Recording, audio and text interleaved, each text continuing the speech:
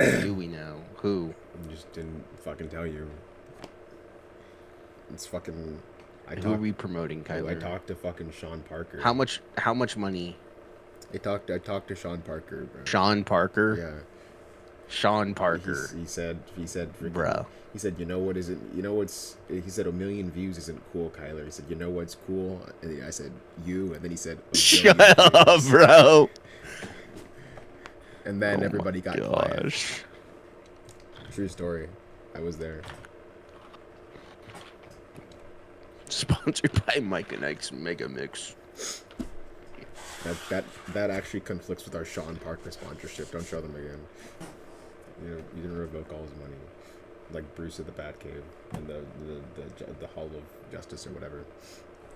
I have to turn off your camera. The stream can't see you anymore. You're violating our contract. Dog.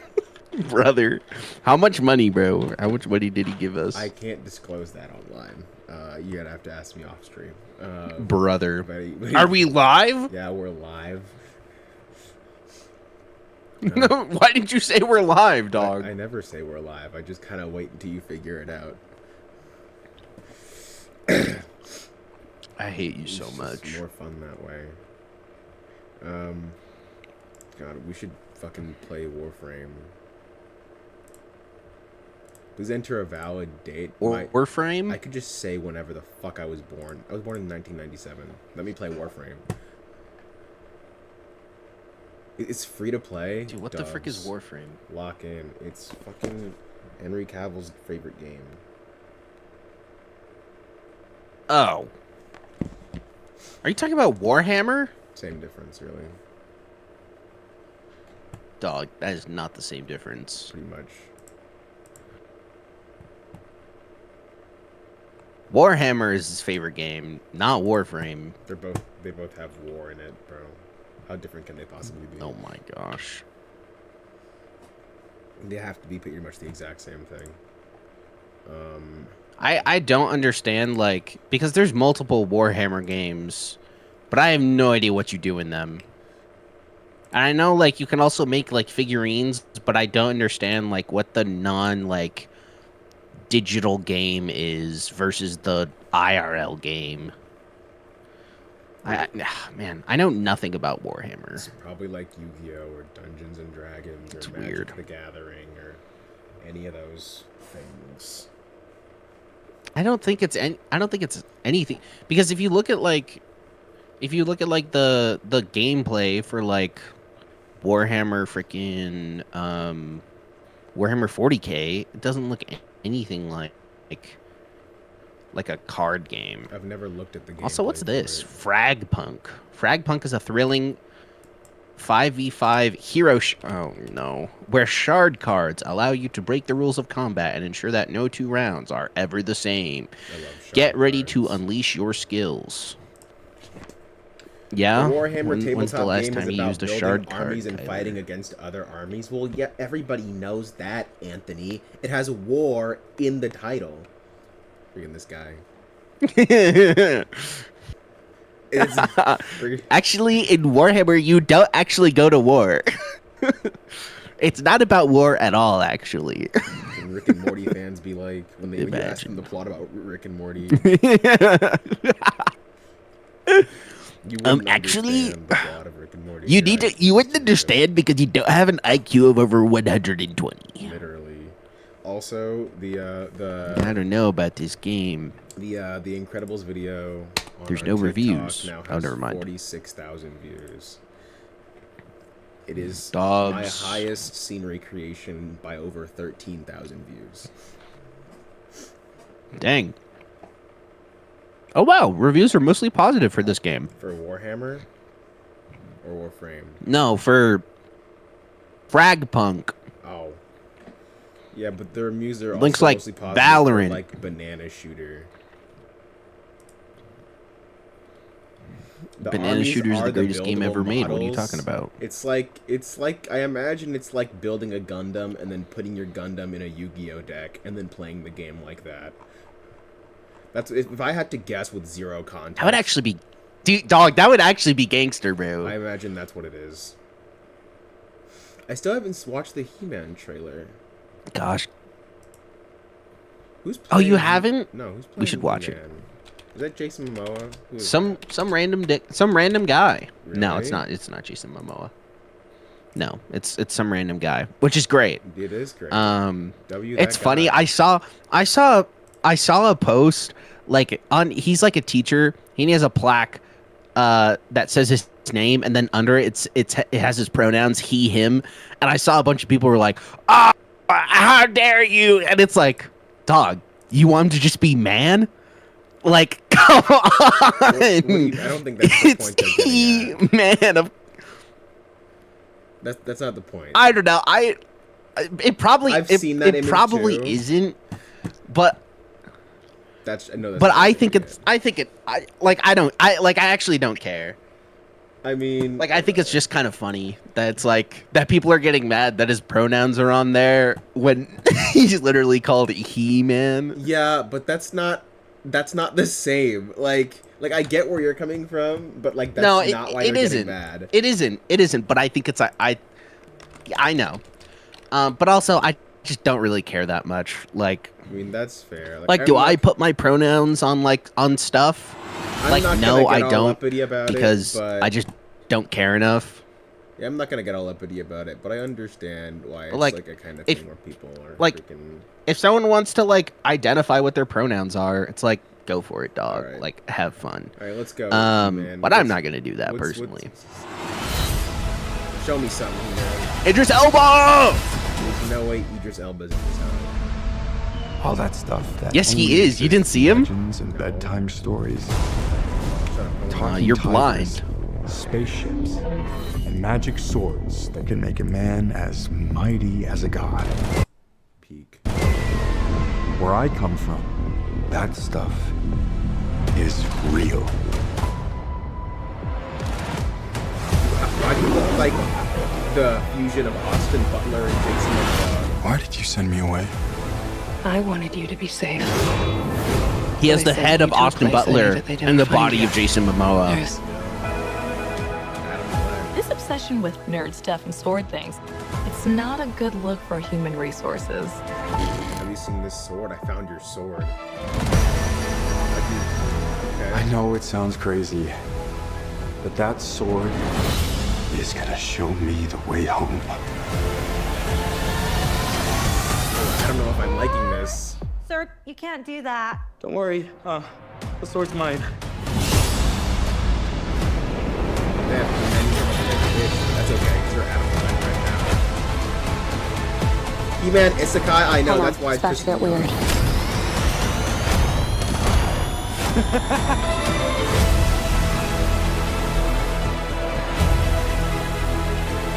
Battle Cat! No one gets Idris Elba, bud. What am I supposed to do? I think you just did a racism. Yes, it is, dog. What are you talking I about? feel like you just Take did a the sword. racism. You protect Tyler, that's 100% Idris Elba. It's gonna be so funny when it's not Idris Elba.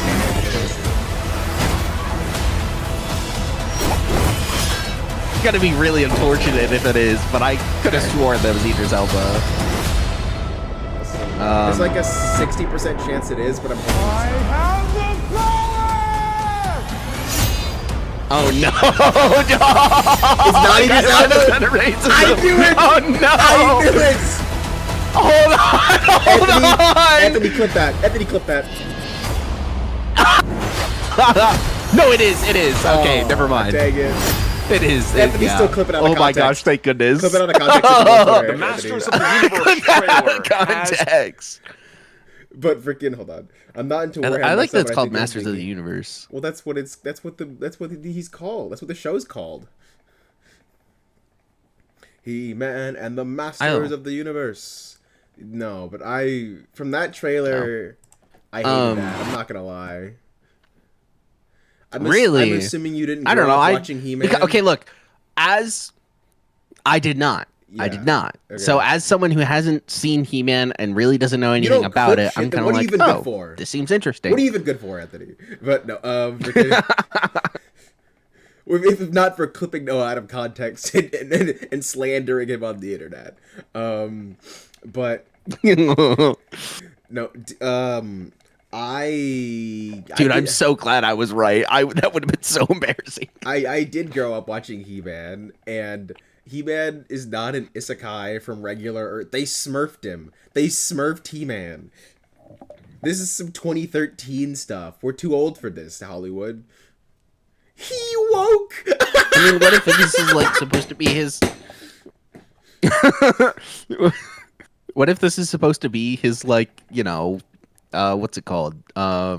No. His origin story. No, it's not his origin story. His origin story does he have an origin story in the TV show? Yeah, his origin story is I pick up the sword, Huh? and then I say, by the power of Grayskull, I have the power. Then he turns into Battle Cat, and then He-Man, they transform, and they kick Skeletor's ass. That's his origin story. It happens every single freaking time. It's not that freaking complicated. He picks up the sword, it's in the castle. He lives in the castle, and he's Adam Glenn. I don't know why he's not on Earth. It doesn't happen. It doesn't freaking happen. This is stupid.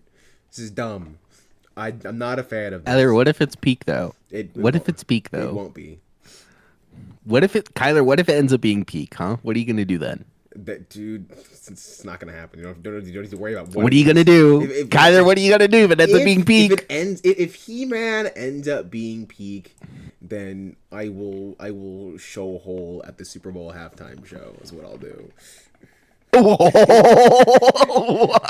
I've never heard that before. You've never heard that before? That's I've heard that on I've heard that on many a feminist podcast. That's hilarious. Also for the context, I am not. Also above for context, slander. I'm not Dabbing a above little bit slander. ruining careers over nothing.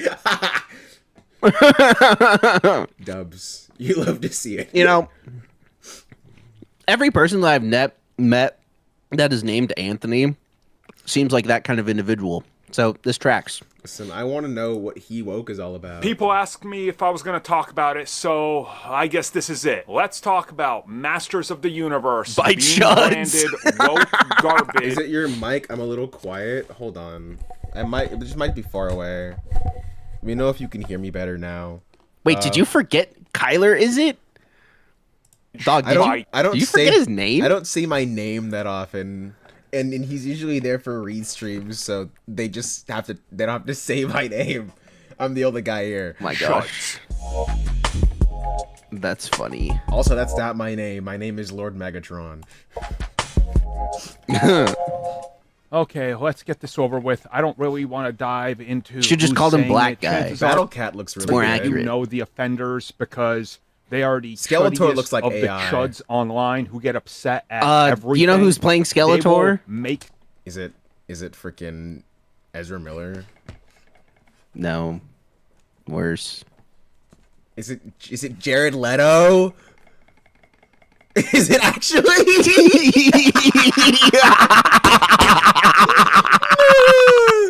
I can't believe you guessed it. There's only one person worse than Ezra Miller, and it's Jared Leto. Oh my god. Yeah, he's playing Skeletor, bro. It's washed, bro. It's washed. It's not gonna be good. It's the Jared Leto curse all over again. Dude, I don't know why Sony Pictures loves Jared Leto. I don't get it. Bro, They love Jared Leto for some reason. Jared Leto has some dirt on the CEO of Sony. That's got to be what it is. Apparently, dog.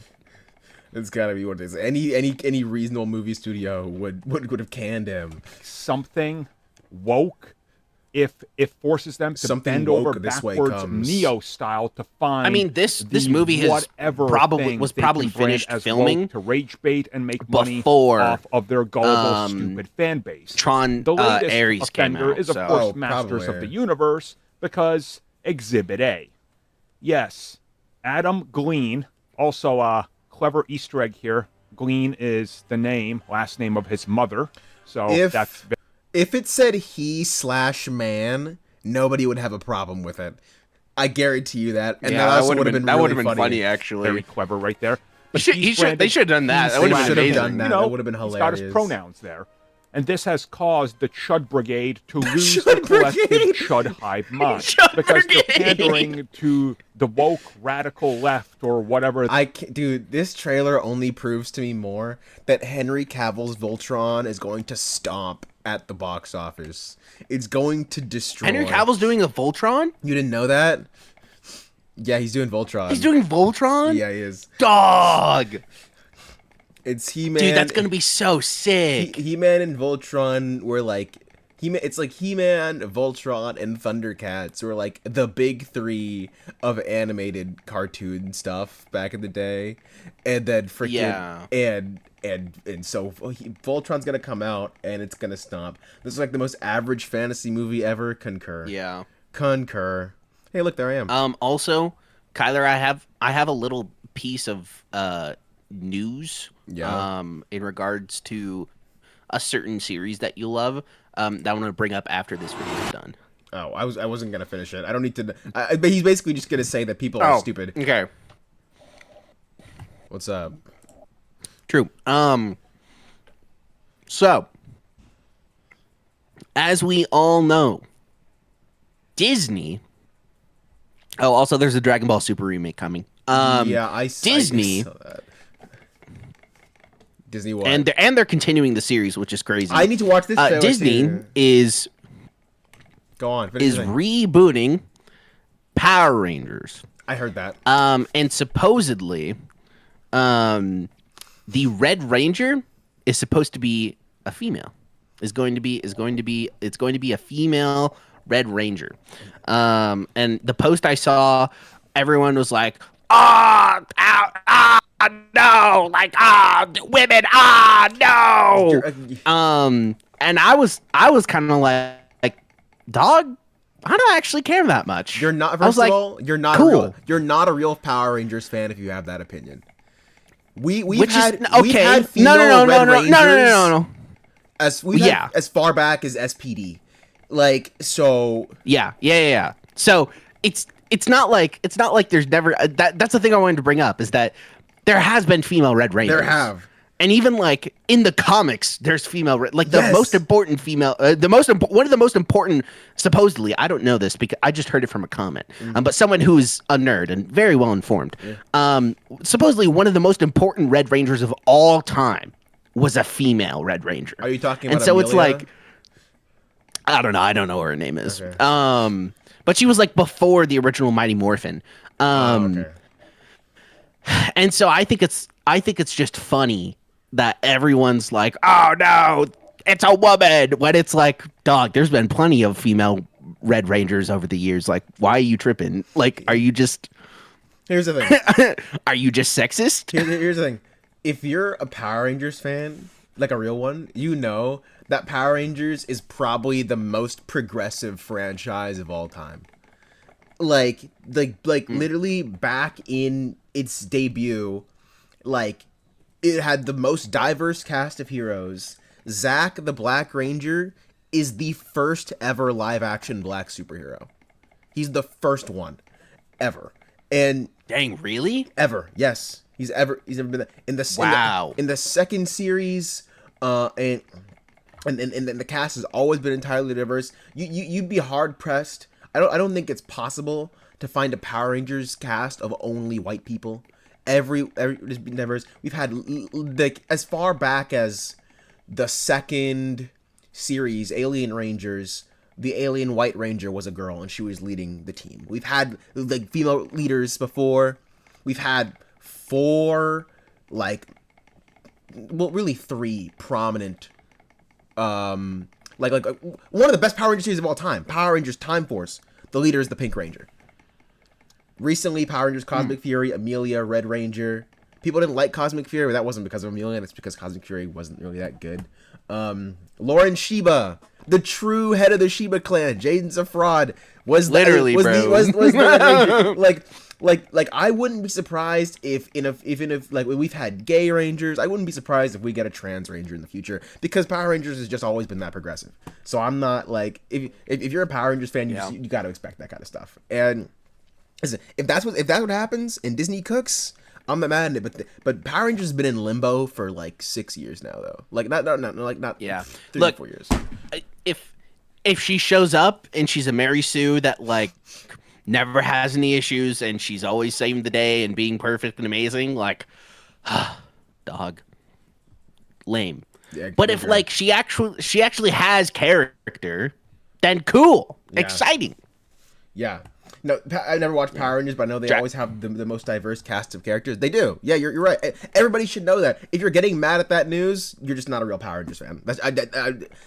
Like literally since inception, we've been diverse. They were a little bit racist, you know. Black Ranger was the black guy. Yellow Ranger was the Asian girl. But you know, we did it. They were still there. So yeah. Dragon Ball fans are eating good, by the way. I It's gonna saw be this, freaking and I great. didn't know if it I'm was a real really thing. looking forward to this. But it looks like it is a reanimation. real thing, and I'm excited. I'm curious. Yeah. Dragon Ball Super Beerus. Is it a new movie or a new season? No, they're reanimating. Reanimating what? The entire season? The entire series? They're reanimating Z. Or sorry, not Z. Super? Super. Dang! Super is Yeah. not even that old. I know. It's funny. Yeah, but the animation doesn't hold up. Which is crazy because Z does hold the up. animation was not great. Yeah. Well, and like, if you look at Daima, it's like, whoa, Daima looks way better than Super ever did. Yeah.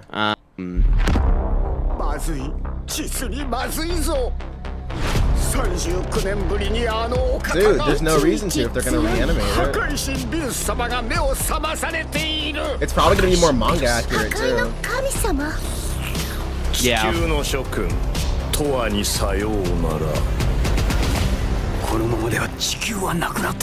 Get my goat Sean and Chris back in the studio. Get them back in the studio. Yeah. I hope they just release it with dub, which would be nice. Simul dub, yeah. We had to wait like a year for the dub when Dragon Ball Super originally came out. Yeah. Which is so disappointing. But I did it. But I got. Oh my gosh. Finally, the freaking Super Saiyan 3 fight doesn't look like booty butt cheeks. Oh my gosh. God, Super Saiyan God is so cute, Dude, it's so peak, bro. It's such a cool form. You know, the fact that he's skinnier was accidental. Like, oh really? yeah, that wasn't I didn't know intent that. by Toriyama, but it just kind of stuck, and then it just worked. Interesting. I forget the exact reason why they drew him like that, but there was a specific reason. and then- Yeah. But have you seen the original design for Super Saiyan God? No, I haven't. I'll show you after. Yeah, I agree. I think it does depend on how long it takes for them to release it, but I mean, it looks like they have a good amount of it animated so far.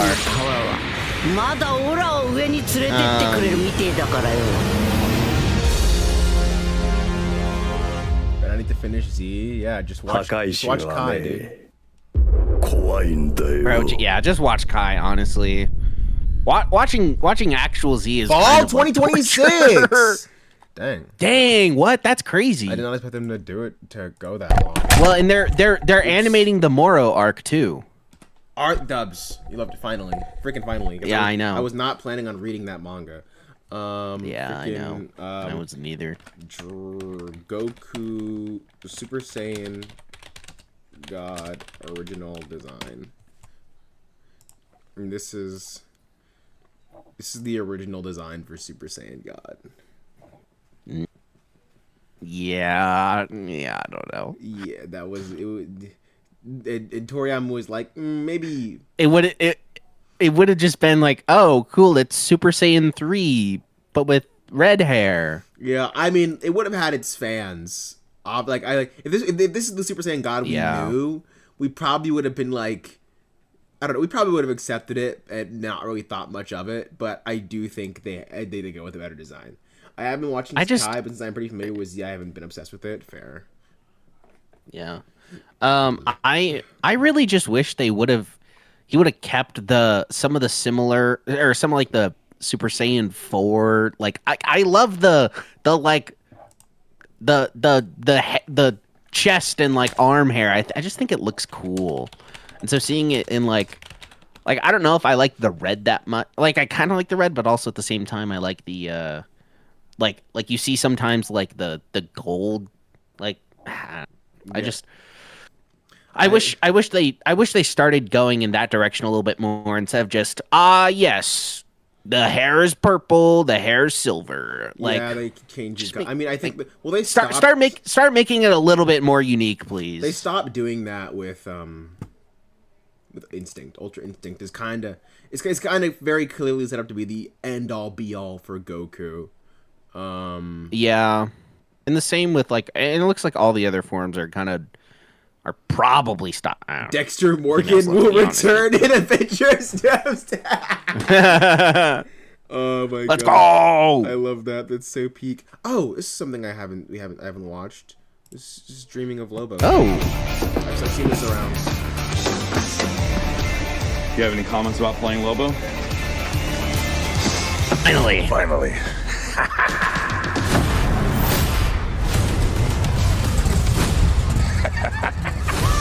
Ah, come on! Dude, he's so perfect for it, bro. Listen, if he doesn't refer to himself as the main man at least 10 times in this movie, washed. It's a bad movie. Yeah. He has to call himself. He doesn't have to say the main man doesn't like dealing with Krypton. He has to say something like that. That's how Lobo talks, bro. Yeah. With Bleach, since I didn't know anything about the story, it had me in a chokehold until I finished it real. I can totally understand like trying to get through Z-Kai and being like, well, I already kind of know what happens, and so I'm like, yeah, that is understandable. Power Rangers star RJ Kyler exposes the truth about Power Rangers 2017.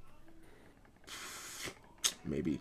Actually, do you want to watch this 7 levels of dialogue video? Because I've been wanting to show it to you, and then we can like rank.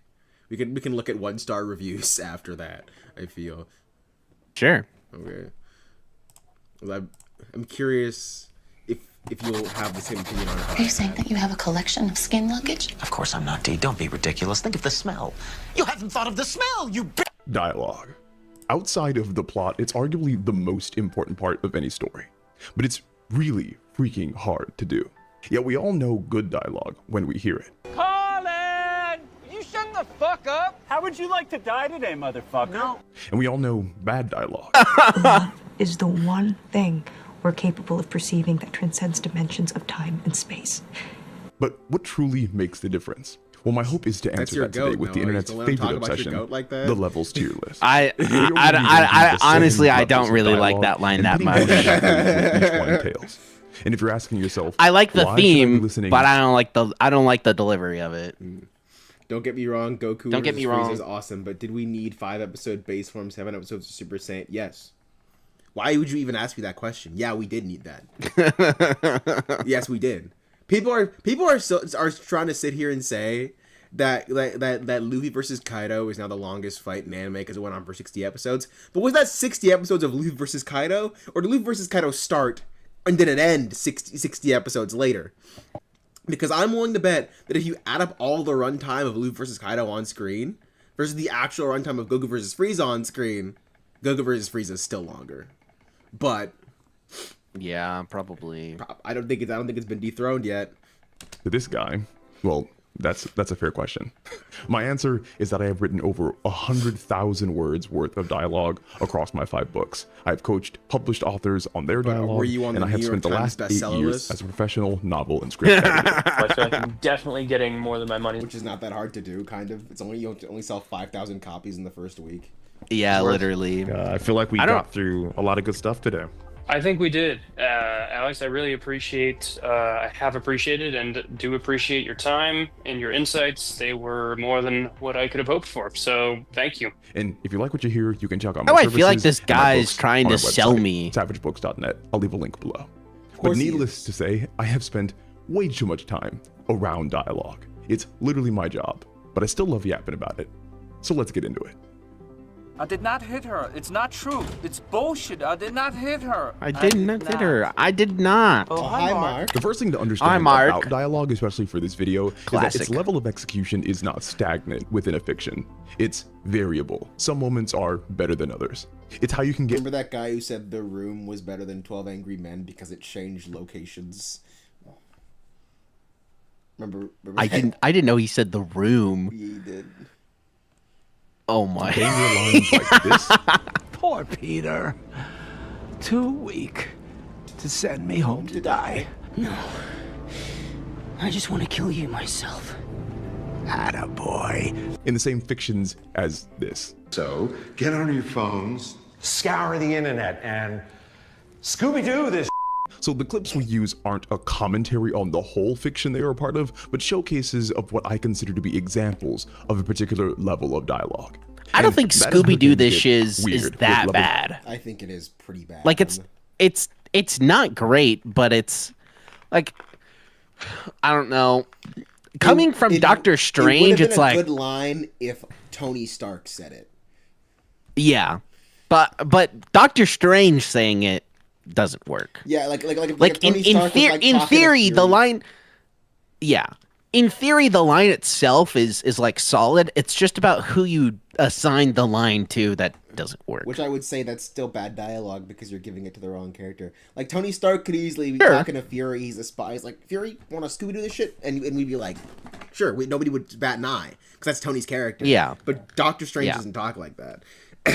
Yeah, Well, no, because I dialogue agree, itself but is- I'm just saying if you take out that element of who it's said by, the line is I think is funny. Fair enough. Weird. Dialogue in its most basic form is obviously meant to convey people talking back and forth to each other realistically. So obviously, bad dialogue would be when that back and forth is unrealistic. Duh. Except, sometimes dialogue is so bad that it Ouroboroses back around into being good. And that's because it's so freaking entertaining. You're just a slave. Pitiful humans. War, segregation, hatred. Is that what you've done with your free will, boy? Don't you lecture me with your $30 So me with your $30 haircut, boy, you die.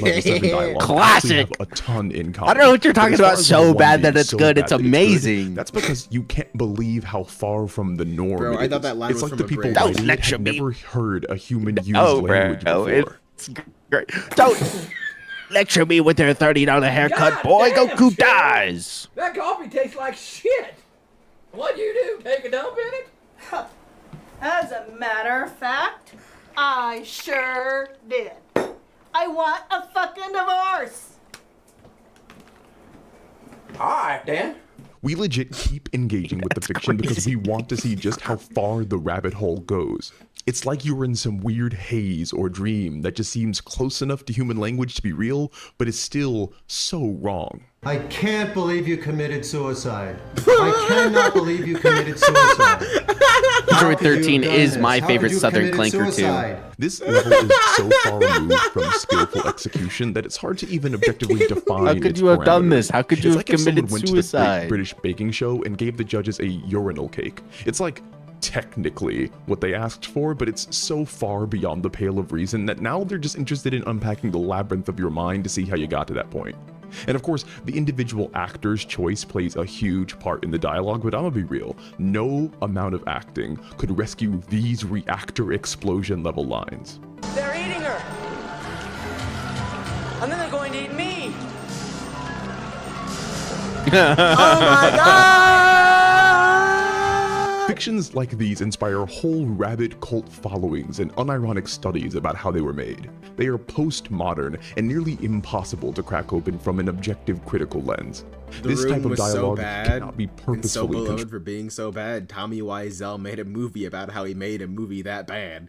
constructed. They can only be haphazardly fallen into and Disaster appreciated artist. because of their ridiculousness. Very few fictions can maintain this level of dialogue consistently. In fact, there are some lines of dialogue that become great simply by being surrounded by terrible writing. It's as if all the collective brain power of the writing staff was used on one line.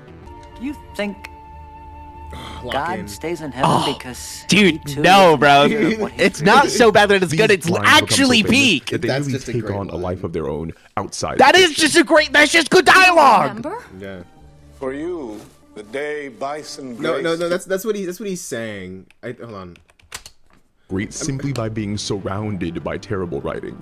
It's as if all the collective brain power of the writing staff was used on one line. You think Oh, okay. God stays in heaven because he too lives in fear of what he's created? These lines become so famous that they nearly take on a life of their own outside the fiction. You don't remember? For you, the day Bison graced your village was the most important day of your life. But for me, it was Tuesday. Level 1 dialogue is narrative junk food, and I would argue That is a banger line. necessary Oh, Greg. aspect of our storytelling ecosystem. It has a charm and accidental wit that you just can't help but love. Qualities that aren't quite replicated in the next tier. It's turkey time. Huh? Gobble, gobble. Level 2 is a bit easier to categorize because it's just terrible, and not in like a fun way. Dialogue in this level can be bad for a multitude of reasons. For the vast majority of cases, though, the dialogue just doesn't make any sense. Oh When he's in here, everything goes wrong. Toast falls jelly side down, children hit tables, and people get hurt. And I mean, doesn't even make sense in universe. This is Katana. I would advise not getting killed by her. Her soul traps the souls of its victims. Okay, I still laugh at this line because the idea of telling people they should avoid death because the death will be bad is maybe one of the dumbest things I've ever heard. And this is almost so bad it's good. I struggle to keep this not in tier 1. But in other cases, you could tell the writers were trying to cook up something iconic and unique, but then just completely missed the mark on it. Search the property. What do you mean search the property? You don't have a warrant. My face is my warrant. There is some dialogue where the line itself isn't necessarily terrible, but it's the fact that it just doesn't fit in with the rest of the fiction. You want a good girl. Yeah, I don't think it's that bad either. The literal term for Depends this on is what the anachronistic character is. dialogue, but you can just call it terrible. Or dialogue can be fine, but then become terrible because it has literally nothing to do with the plot, making it useless, or just kind of weird. This is illegal. She's a minor. We're protected by the Romeo and Juliet laws. We dated for a little while. I was a sophomore and he was a senior. It's fine. We've got a pre-existing juvenile foundational relationship. All in all, terrible dialogue is predicated mainly on just a straight up missing of the mark. It's hollow. It doesn't actually provide any real details or context or info on the story. It's empty calories that seem to exist to kind of just make the scenes stick together. It's as if the dialogue was written based off an outline. It's made by people who don't really seem to care about telling the story at all. They seem to want to create a moment, and it's almost as if they're writing the dialogue without knowing much about the fiction itself. Don't be one of these people. I don't like sand. It's coarse, rough, and rough, and it gets everywhere. It gets everywhere. Level 3 dialogue is just bad. It's not offensive. Peak dialogue. What are you talking about, bro? Lazy. If there's one thing George level 3 Lucas knows dialogue how to do, it's write dialogue. Everybody can agree on that. Everybody agrees. Harrison Ford is famous for saying, "If you make me say this line, I'm going to love you so much," is what he said. True story. I'm going to praise you forever. That's what he said. That's what he said. The first level where Everybody writers at knows least attempt to use some narrative techniques to elevate the dialogue. They are going to start using build-up and payoff, humor to undercut tension, subversive one-liners, and cheeky callbacks. The problem becomes that all these techniques are merely tools to create good dialogue. Level 3 writers think that simply using the tools makes the dialogue good in and of itself. It's like trying to build a house out of hammers and saws. And this is how you get dialogue that serves no purpose and seems to almost mock human interaction. There's no substance, it's all just cliches and gimmicks. Thing about street fight? Come on, him, Vin Diesel. The street always wins. This so dumb. Dialogue just barely conveys meaning, and you get what's supposed to be happening and what's supposed to be communicated between the characters, but it's just so trite that you feel like. Have you seen that? I hate this line. What do you mean? Have you seen Anthony? The street always wins, Anthony. Dude, you don't understand. You obviously don't understand because you've never lived on the streets. That's facts, bro. I've lived on the streets, bro. Don't even trip. I'm from these streets, bro. The street always wins, bro. The street always wins, literally. That's what we all say in the streets. But have you seen the end? It's a clip from the end of Fast 6 where Ludacris. No. The other guy, the other black guy that I forget his name. He's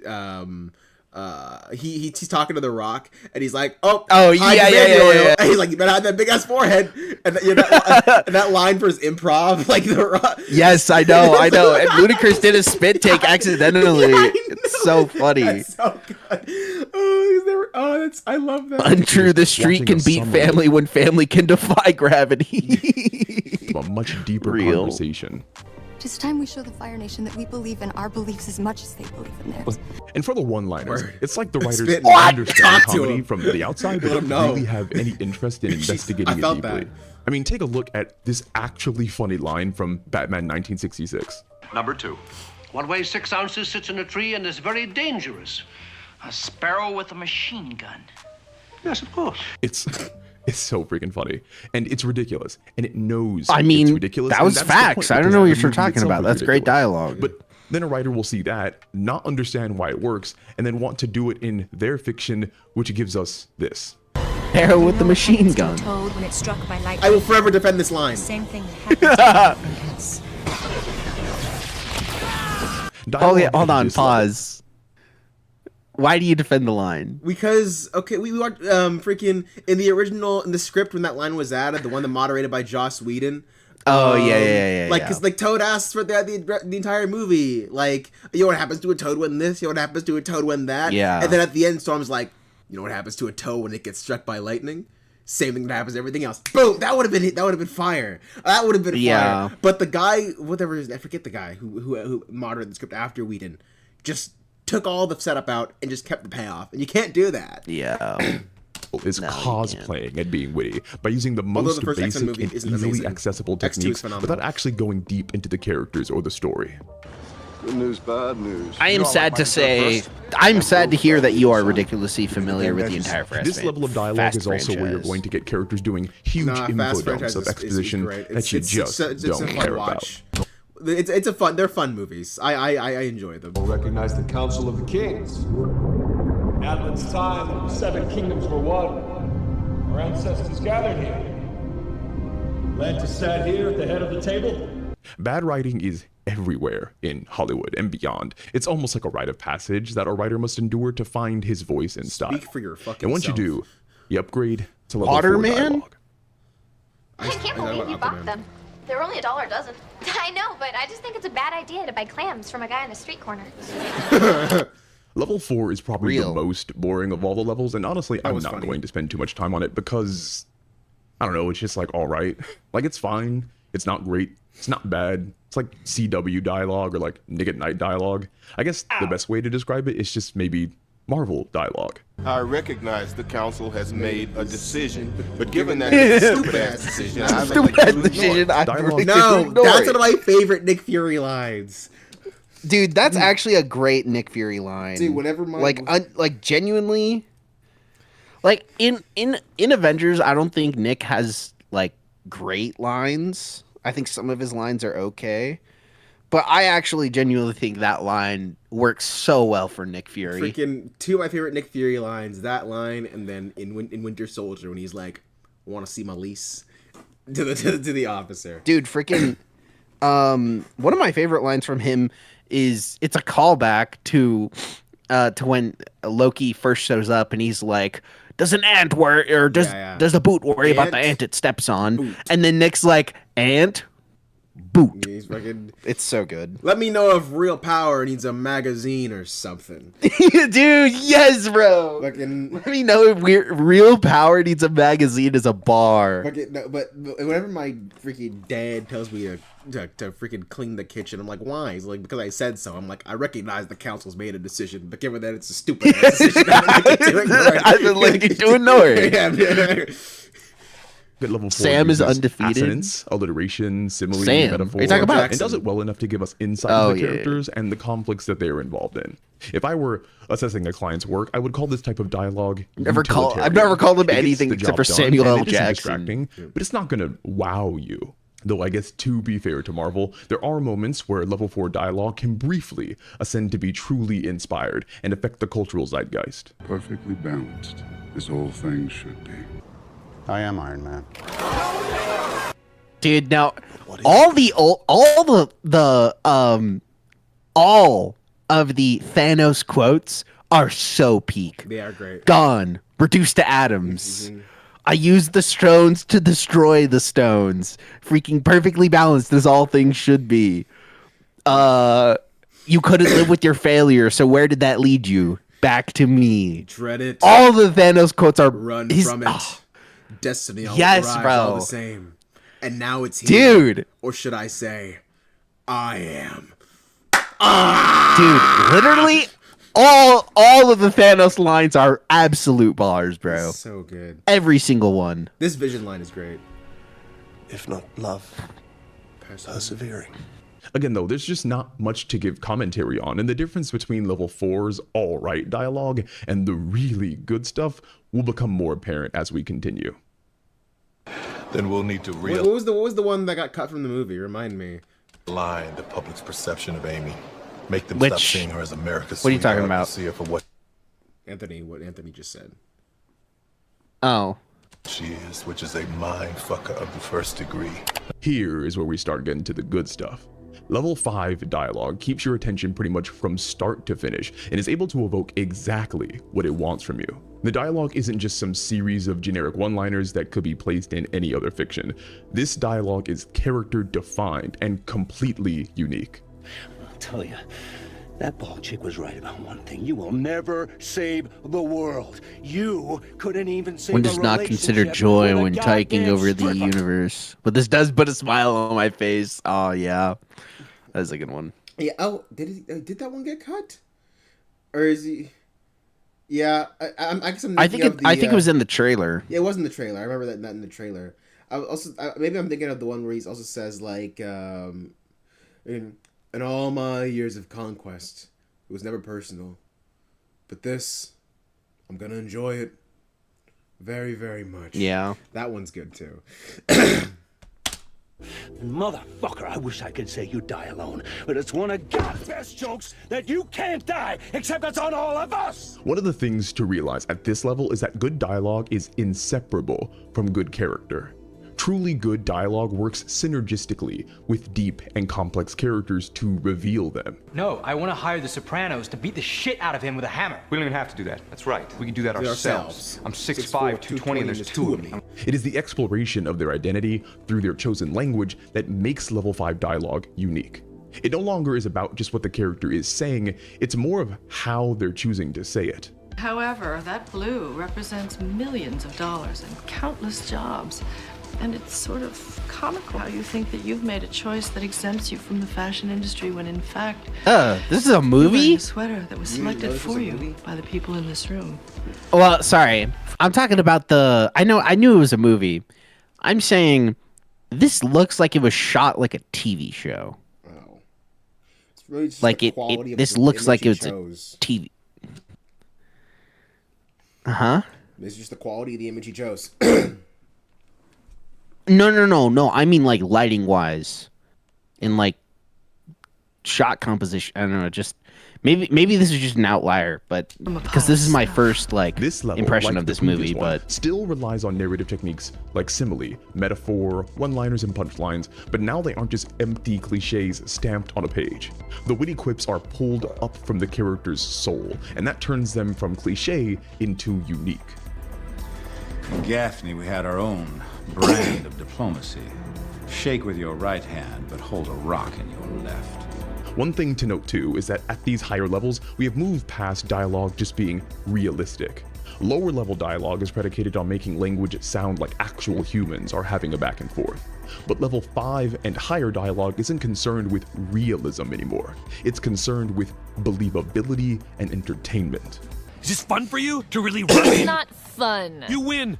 You scored all the points in the argument. According to facts, you are right and I am wrong, like always. That's Will Arnett. You know what? I don't you didn't know care. that? Because I'm trying to move forward. No, I didn't know he voiced changed at BoJack all. Horseman. Is what the characters are saying consistent with their personalities? And do I like hearing it? If yes and yes, then it doesn't matter if two people wouldn't actually talk like this. It matters that I want them to. You've been called the Da Vinci of our time. What do you say to that? Absolutely ridiculous. I don't paint. And what do you say to your other nickname, the Merchant of Death? That's not bad. Good dialogue at level 5 is really the baseline. This guy is giving me the feeling he doesn't look. He looks down on movies that he doesn't consider art. The cultural conversation. I don't know. I think he's just trying to. I think he's just trying to give a good analysis of like what the different levels of dialogue are. Yeah, I mean, like he even says like he enjoys like the level 1 lines and whatnot. So I don't think that's true. Yeah, right. But to actually get in the club, you might still need to go higher. What does Harvey know about you and his little bully? Where are they? Killing is making a choice. Where are they? Choose between one life or the other. Your friend, the district attorney, or his blushing bride to be. Level 6 is where dialogue starts to become amazing and so good that it begins to transcend objective criticism. At a certain point, dialogue just works. It feels right. But I'll do my best to explain why anyway. Level 6 dialogue is all about capitalizing on drama. I did not kill John. Oops. Oopsie doodles. We're just gonna skip that. We're just gonna skip that line. We engage with fiction in the first place. They are the climactic moments. They are when the characters are facing their greatest struggles. And therefore, dialogue works symbiotically with drama. The greater the dramatic moment, the better the dialogue can be. And the better the dialogue is, the more drama can be evoked from the moment. And let's try you.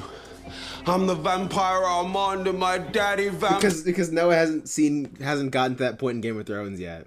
So we're still on season 2. Vampire groomed me into a little bitch. My brother, he tossed himself off a roof. My sister, she buried me alive. For 240 years. My daughter was my sister, was my throw pillow when he wouldn't look at me kindly. This becomes most evident when looking at climactic scenes done wrong, where the dialogue does not meet the demand of the drama.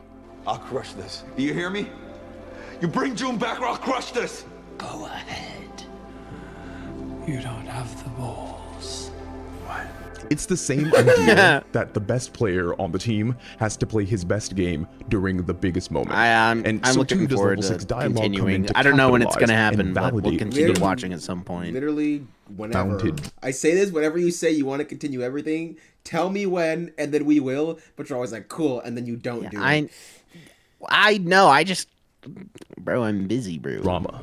You are not worthy of my respect. You are not a god. You are simply bad product. But drama is really only one part of it. Level 6 writing has many different styles of execution, and there are 3 that in my experience are the most prevalent. The first section is what I call elevated dialogue. This is the poetic, lyrical appeal to emotions. You can't have it both ways. You want an equal partner when it suits you?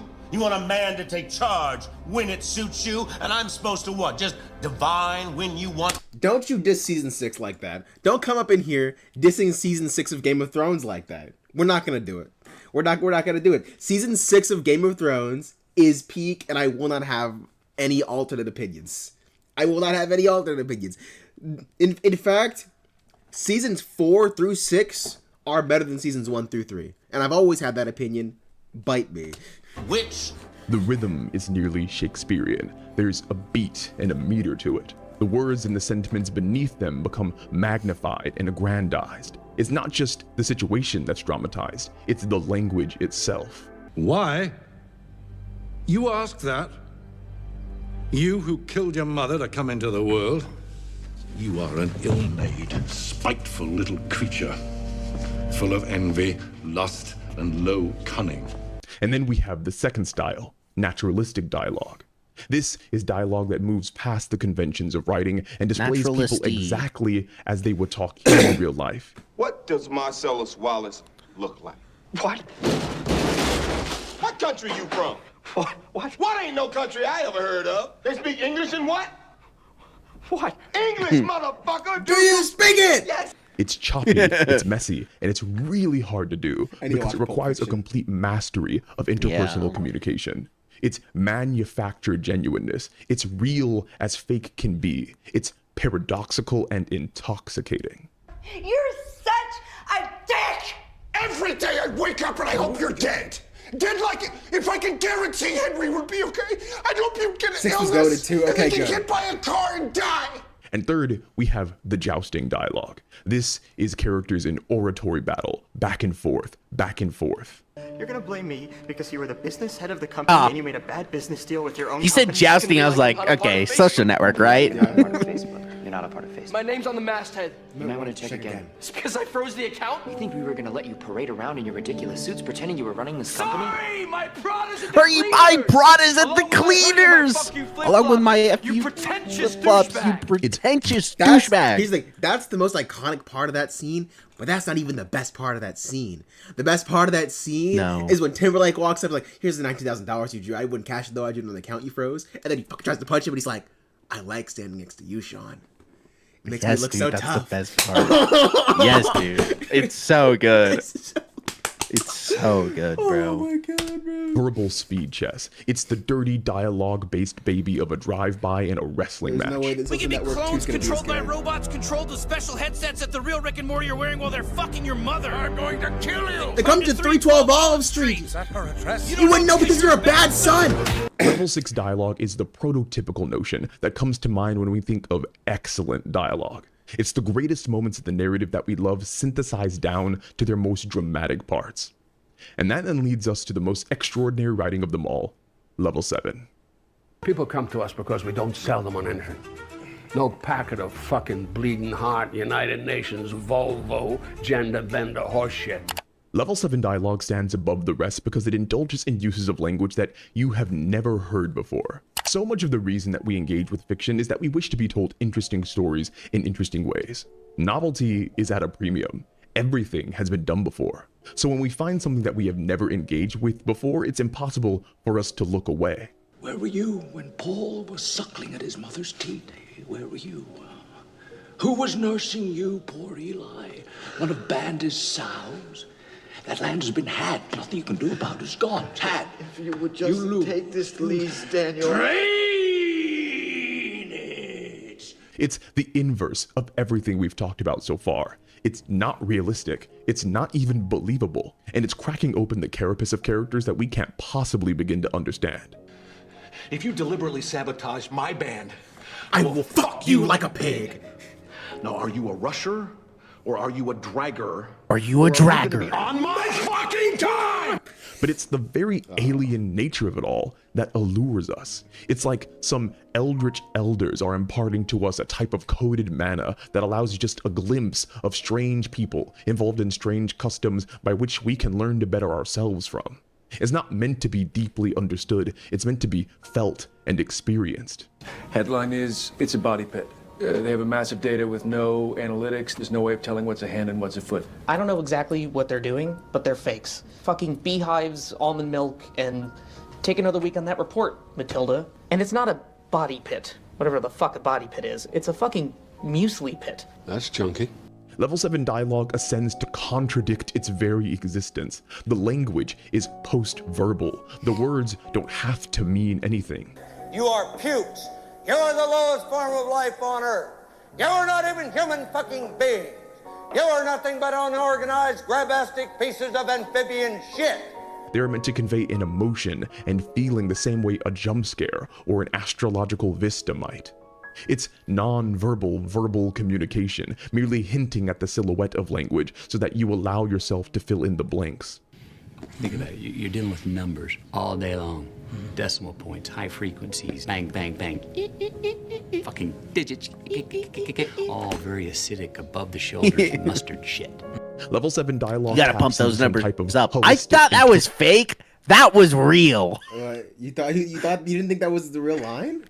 Dude, I thought the jerking off line was fake. It was like edited over somehow. I haven't heard but that I part. watched the movie and I was like, oh my gosh, this is real. I was like, there's no way. I haven't seen a single movie with Matthew McConaughey in it. I haven't seen a single anything with Matthew McConaughey in it. Interpretive space and storytelling. He's pretty great. Salute, yes, with cleavers through his blood-starved flesh. How it crawls with failure, like flies on lick-wet carrion. It effectively stops trying to appeal to your logic and starts grasping full power at your soul. Un faisi fascis ruzam! Tikasha kirazulhu! He anzadaha! Jimbihu crash! Mati. And those, my friends, are the 7 levels of dialogue. Of course, pointing out the differences in the execution doesn't make them any easier to achieve for yourself. Dune If you feels feel like like if you George might need some Lucas help, wrote Lord check of out the my Rings. website for coaching services or full editing consultations. Yeah. And make sure to check out my 5 fantasy books available on my I will not check out your 5 fantasy books, but thank you very much for the video. Seeds of Shadows sounds cool. Seeds of Shadows. That's the only one that looks interesting. A Heart of to Woe. me. IMO. Book 2. Book This is 2. Heart of Woe. This is the first one, I guess. Imperious. Blood of Once Blood. What does that AK even Savage. mean? Is that your real name? That's cool. W that guy. The 7 levels of movies. Wait. What is level 7 there? I don't even know what that's supposed to be. I don't even know. Control plus. Zoom in on that hoe. I don't think you're gonna be able to tell. I think it's just some guy. Oh my gosh. Yeah, it's just, I don't know. You can't tell. Whack. Gosh, I love how there's a massive delay. It's so bad. Anyways, freaking. Now the question is, do we go through reviews or do we keep watching nonsense?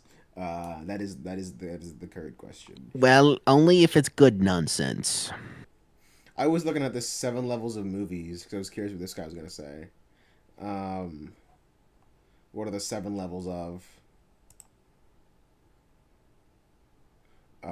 He has 3 channels. What the fuck? All right, well, good for you. Good on you, guy. Yeah. So Savage Books literary editing. Should we look at 1-star reviews or should we keep watching whatever? Let's look around for some banger videos, and if we can't find any, then we'll look at reviews. Be extreme. How most writers ruin good characters, writing extreme characters. Anne Hathaway. Mass delusion and the the disaster of conformity gate could be funny. I do like a man carrying thing video. You're so right. He's great. Wake Up Bread Man. I need to finish Wake Up Dead Man. I haven't finished it yet. Yeah, you should. One Piece is finally actually truly okay. popular. You should. Nah, bro. Should I watch One That's Piece? like mysteries? Yes, everyone should watch One Piece, bro. I'm gonna get some water. I'll be right back. Try and find some peak. The worst aura losses ever. Oh, I'm curious what the new Taz Skylar video is. You should put that in the watch later, just in case it's good. Okay. Freaking. Yeah, let me freaking turn off. Hey, where's this thingy? Nope, it's not that one. There we go. Sacrifice needs substance. Why power sacrifices usually fail.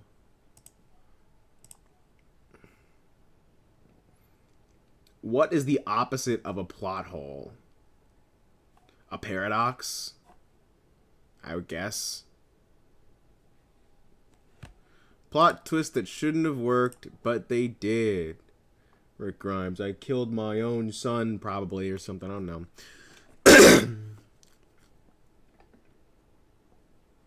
Desire to be great. The most dangerous mindset. I'm not going to watch that on a stream, but I will watch that on my own time.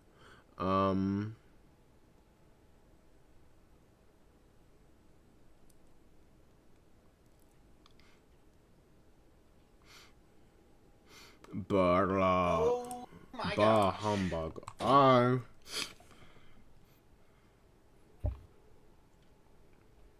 Sacrifice needs substance. Ooh, you should Yeah, say that to watch later. I did.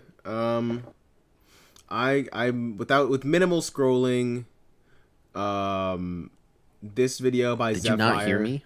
I did. I said I did save it already. Oh, well, I didn't have my headphones in. It's a you fucking problem. But with minimal scrolling, yes, I'm looking at this Zephyr video, or this Fox 9 Minneapolis, obviously, or this man carrying thing video. I don't know, bro. I love me a good Zephyr video. I just look at. I'm curious because do you know what the Kais in that situation is? A little bit, not really. I know he was like, I'm quitting streaming to become a better man. He's like trying to or something like that. He said he wants to read more, so he created a second channel that he's not really promoting at all, but he's just reading on it, because he wants to learn more words. So every time he comes across a word he doesn't know, he looks it up, and people are making fun of him. They're like, "How could you not know that word, bro?" And it's like, are you serious right now?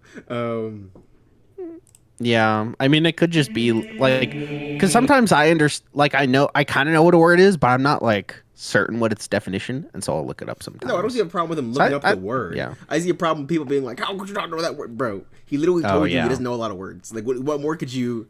Like Aura, a term that has taken the internet by storm. Last time, we talked about the good of aura farming, the definition of it, its greatest users, how some people take it just a little bit too far, and even new terms such as aura lobbying. Definitely. Have you seen like regular widows when their husband dies? Charlie Kirk's wife, and she pops it up. Hold on. That's crazy.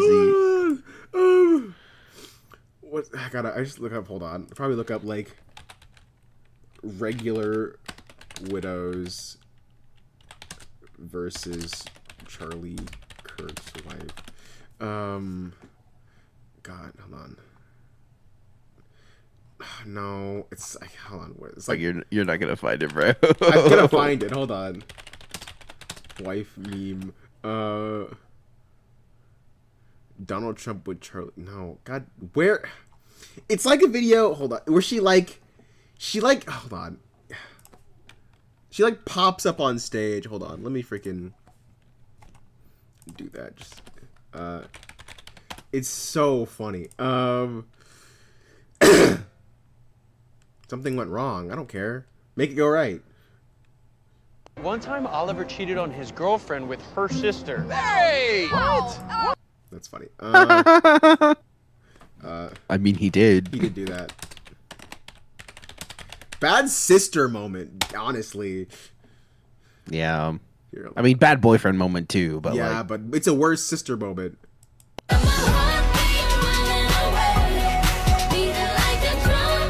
Huh. And there's one. That is crazy. There's one where she like, hold on. Yes, there's one.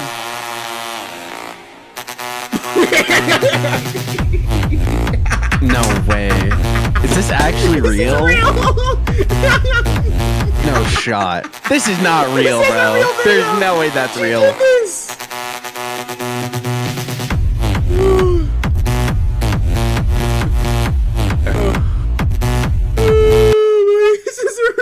Dog, that's not real, bro. There's no shot. She did that. Where Scroll have you through been? the comments. I'm gonna. Who's ready to grieve?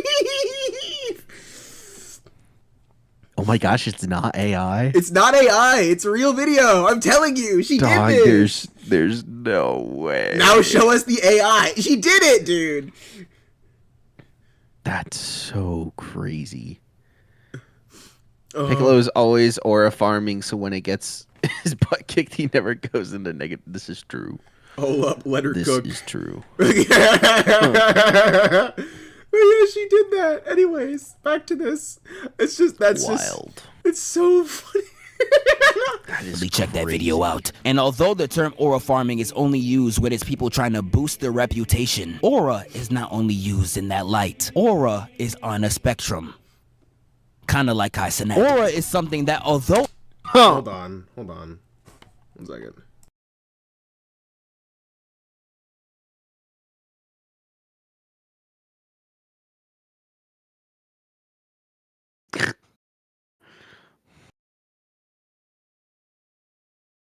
Sound like you were crying, bro. Sound like you were crying, I guess bro. it sounds like I'm freaking crying. I guess I need to change my laugh. It could boost you to levels you never thought possible. It could also take away everything you've built. And here is where we get to the term known as aura loss. Aura loss is the action of losing the aura so many people attempt to attain. Whether it's gloating too early in a match, their aura against Tylo. thinking you're looking a lot cooler in your head than you actually are,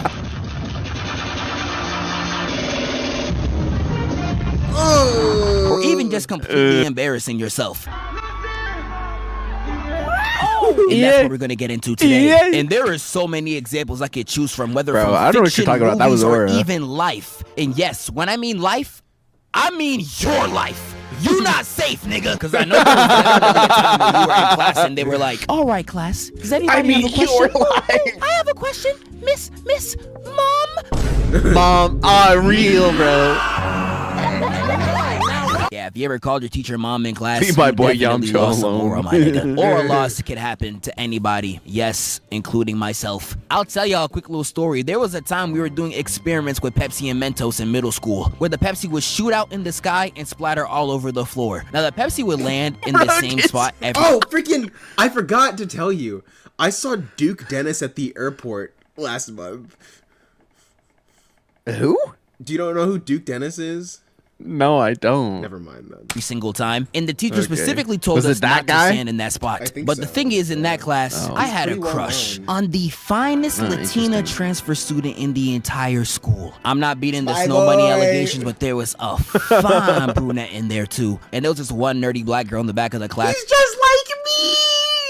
I was always trying to get on. I don't know. I kind of wanted everybody. So when it was my turn to do my Pepsi and Mentos project, I had the I bright— made this YouTube video. I'm so I had the bright idea to go into the square where the Pepsi would fall and have the Pepsi fall on me. I thought I was gonna come out that bit looking like Marlon, looking like that one hippo from Madagascar too. All the ladies gonna see me wet and get wet. But that was not what happened. That Pepsi Duke landed on Dennis me, just nigga. suffered aura loss. Disgust. I swear all the girls are looking at me like, oh, I think he got cooties. And ran out the room. I smelled like Pepsi all day. I sat next to one of my homeboys, fainted. Everyone else in the class fainted. I was known as Pepsi Boy for that entire day. Nigga, I want to be known for that shit.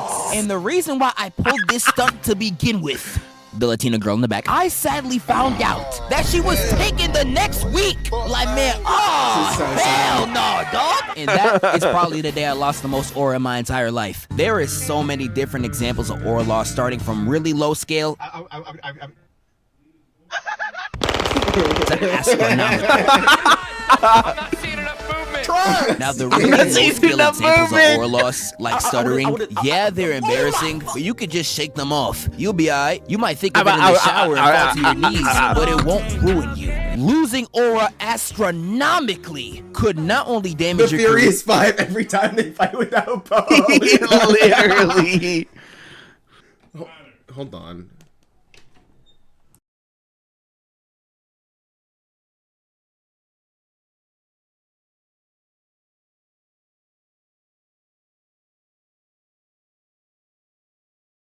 Anyways, Jesus Christ. It will literally change how people mentally perceive you. Like, look at this new episode of JJK. The way Naoya was putting hands on Choso had everybody. At least 50 times. I swear to God, every single Jujutsu Kaisen fighting clip looks exactly like that. They all look like that. It has gotten to the point where I've seen this GIF get recreated in every context, and it's barely been a week. People are putting Choso on Fraud Watch because of this. And what's so crazy about this? Choso literally won. The anime community put anybody on Fraud Watch for literally anything. Dude, literally. Is he on fraud watch?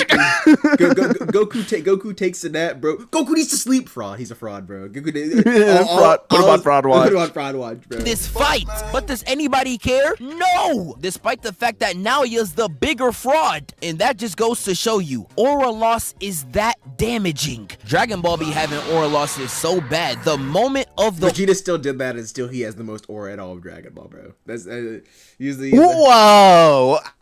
Dog, what are you talking about? Vegeta has the most aura in all of Dragon Ball is what I'm talking about. Dog! What are you talking... Dog! Who has more aura? Who? No! Who? Piccolo! Piccolo? No, I'm sorry. That's a meme. Kyler! That's a meme. I'm sorry, it's a meme. It's a meme. It's not a meme. It's a meme. He doesn't know. Dog, it's not... Kyler. No. Dog. Why do you think there is so many memes of Piccolo because his being the aura farming? Because every single Kyler, no, you don't understand, bro. No. Kyler, he is always aura farming, bro. Piccolo has no Kyler, no. Kyler, he has no feats. Kyler, we watched the same. Piccolo has no feats. He has no feats. Name his feats. What are they? Kyler, Vegeta consistently gets bodied. Consistently. Piccolo also gets bodied. What are we talking about? Anybody who doesn't get one person doesn't get bodied is Goku. Bro, look. It doesn't matter how many fights. Aura is not about how many fights you win, dog. Then why'd you bring it up? Because you brought it up in the first place. No, I didn't. I said feats. Yes, you did. I said feats. I said feats. I didn't say fights. I said feats. Talking about moments of dog. aura. Who cares? Dog. Piccolo just standing there is not aura, bro. That's all he does. Dog. It's a meme. And I love him for it. Always aura farming, bro. Yeah, it doesn't matter. He is always. Kyler, you are wrong. No. Vegeta uses this strat. If I pretend I didn't lose aura, then no one will think I did, and it works. No, it does not, bro. No, it does not, bro. Vegeta, Kyler, Anthony. Who has more aura? I don't care. Piccolo what Anthony or says. Vegeta? I don't care. I had to argue with Anthony that Percy Jackson season 2 was better than the book yesterday. I don't know. Listen, Vegeta has so much aura. He got clapped by Cell, and then 30 seconds later, he attempted to final flash him, and he didn't kill Cell, and that's still one of the coldest moments in Dragon Ball Z. That entire scene was Vegeta losing, but all we remember is Vegeta charging up the final flash. That's all we remember. Is that moment. Literally all of Vegeta has so much aura. I can see you, motherfucker. Vegeta has, hold on. I know you can. There we go. Vegeta has so much fucking aura. Okay. It literally doesn't matter what he does. It doesn't matter how many L's he takes. He's always, whenever we say he's the Prince of All Saints, nobody's ever put Vegeta on Thank you, Anthony. Kyler, shut the frick up. Shut the frick up. You hate. Look, bro. I understand you're coping like crazy right now. You're just a Kool-Aid drinker, bro. You're coping like crazy right now, dog. You're just drunk. Dog. Maybe you pick up some water. Kyler, maybe you pick up some water from what's in your life. This is water. This is water. That just looks like a cup. I can prove it. You can prove it. It could be water. That could be any clear thing. Water. That could be any clear thing. Anyways. Brother, the only other clear thing the only other clear drink out there, vodka. I don't drink alcohol, dog. It's not true. That's actually not true. Anyways, regardless. What do you mean that's not true? That's not the only other other clear drink. Regardless, what I'm trying to tell you is Vegeta. He's tougher than Piccolo is. He's tougher than Piccolo. I'm sorry. Piccolo has aura, but not as much as Vegeta. He just doesn't. Vegeta's just that guy. Freaking how many speeches does Piccolo give? How many? How many speeches does he give?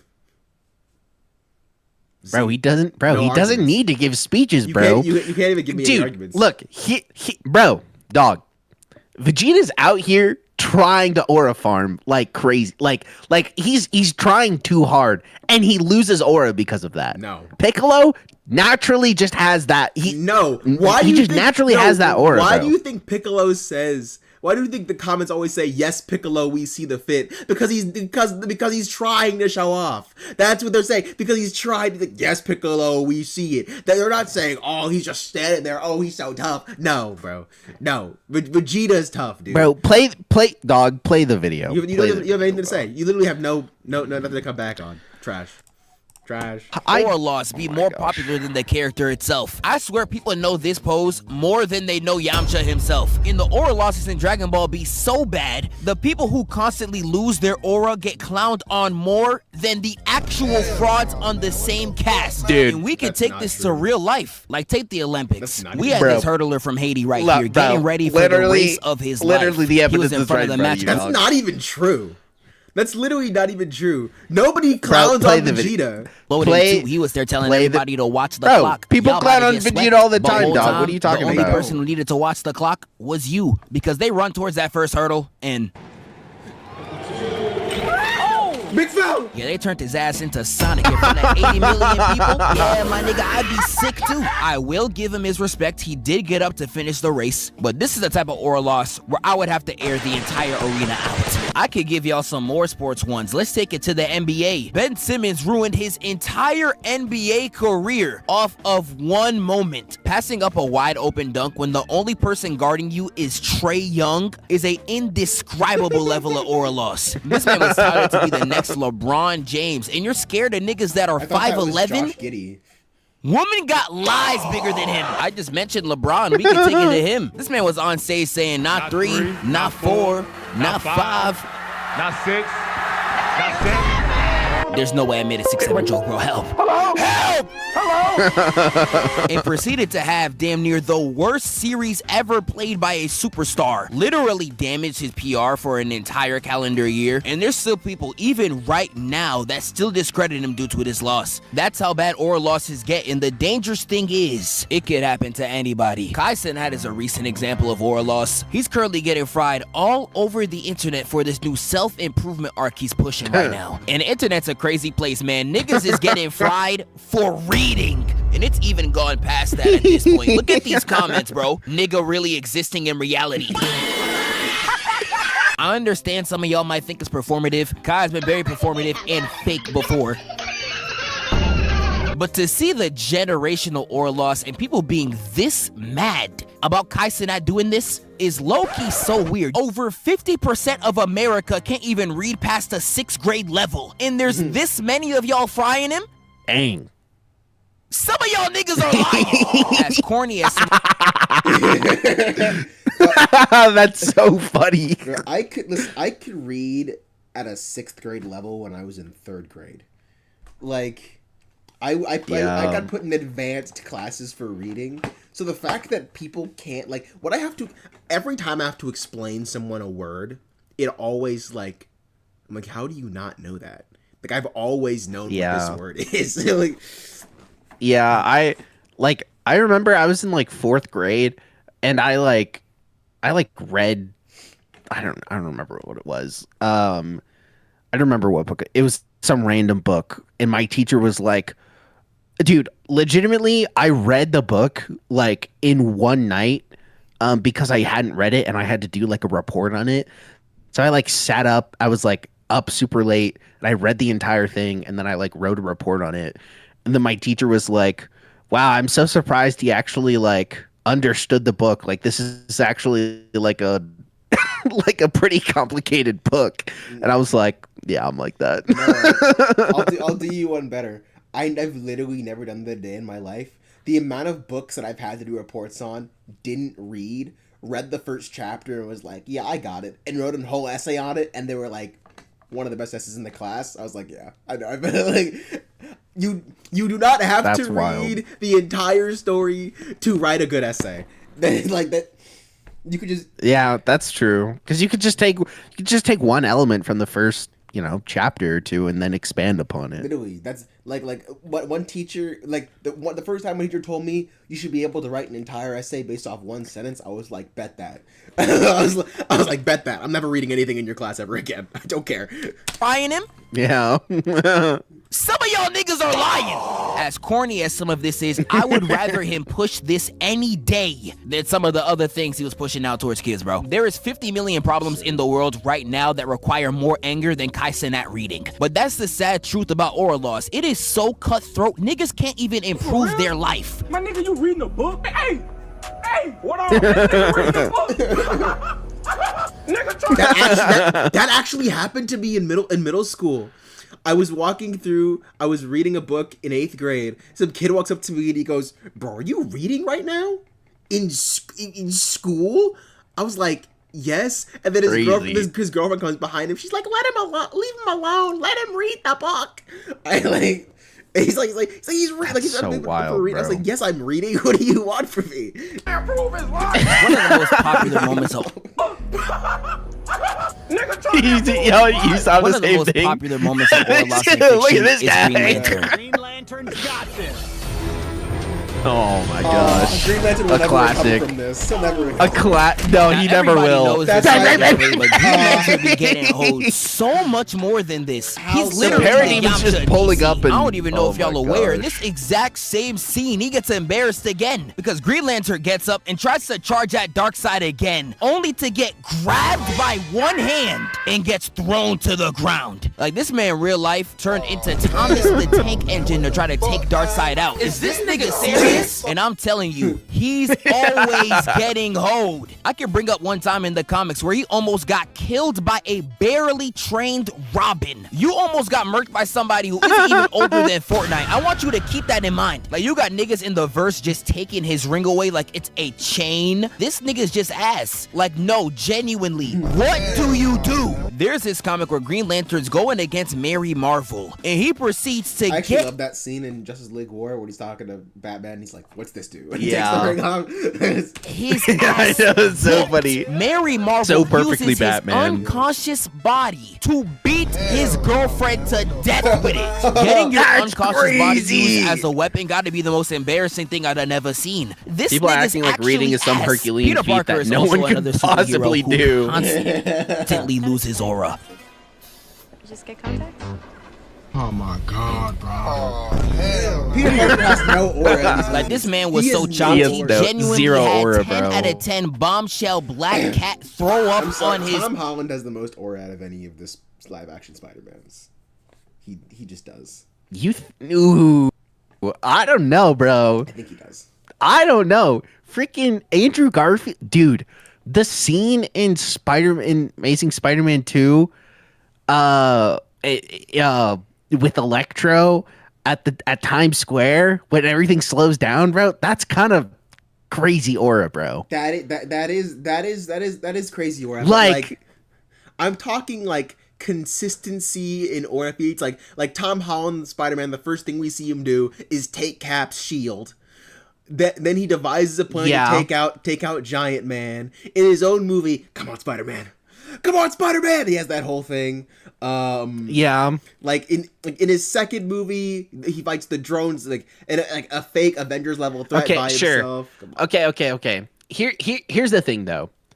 Here's the thing about the Tom Holland movies is that I think they gave Tom Holland more opportunities to aura farm, whereas if Andrew Garfield's Spider-Man was in those same situations, I feel like, or had those same amount of opportunities to aura farm like that, I feel like he'd have more aura. What do you mean they gave him more opportunities? Like because you're bringing up like, oh, you know, Avengers level threat, like the drones and like Andrew Garfield's Spider-Man is not going to have good crazy moments like that to be able to work off of, you know? I disagree. Like, even he there's moments freaking in his own movie when he's like when he's solo doloing against like Vulture in Homecoming, where like the drones are just like, yeah, that's a thing he does, but like I don't know, this is like how people debate freaking like Jordan and LeBron, like, oh, Jordan, you can't say that because Jordan, the game was different. Like, does it, like, I don't think that freaking matters. Like it doesn't matter that the plot put him in different opportunities. Like, you could still have aura in different levels of scenario. Like, you can do, like, the thing that how tough you are it's not based on like the level of the scenario. It's based on how you act in the scenario. Like the lifting, the building off himself. Any Spider-Man could have done that. But which Spider-Man did do it? You know, which one did do it? It was Tom. Tom's just that guy. I don't know. I just think that the Andrew Garfield Spider-Man has more aura potential. I think with the if you put them in the same I'm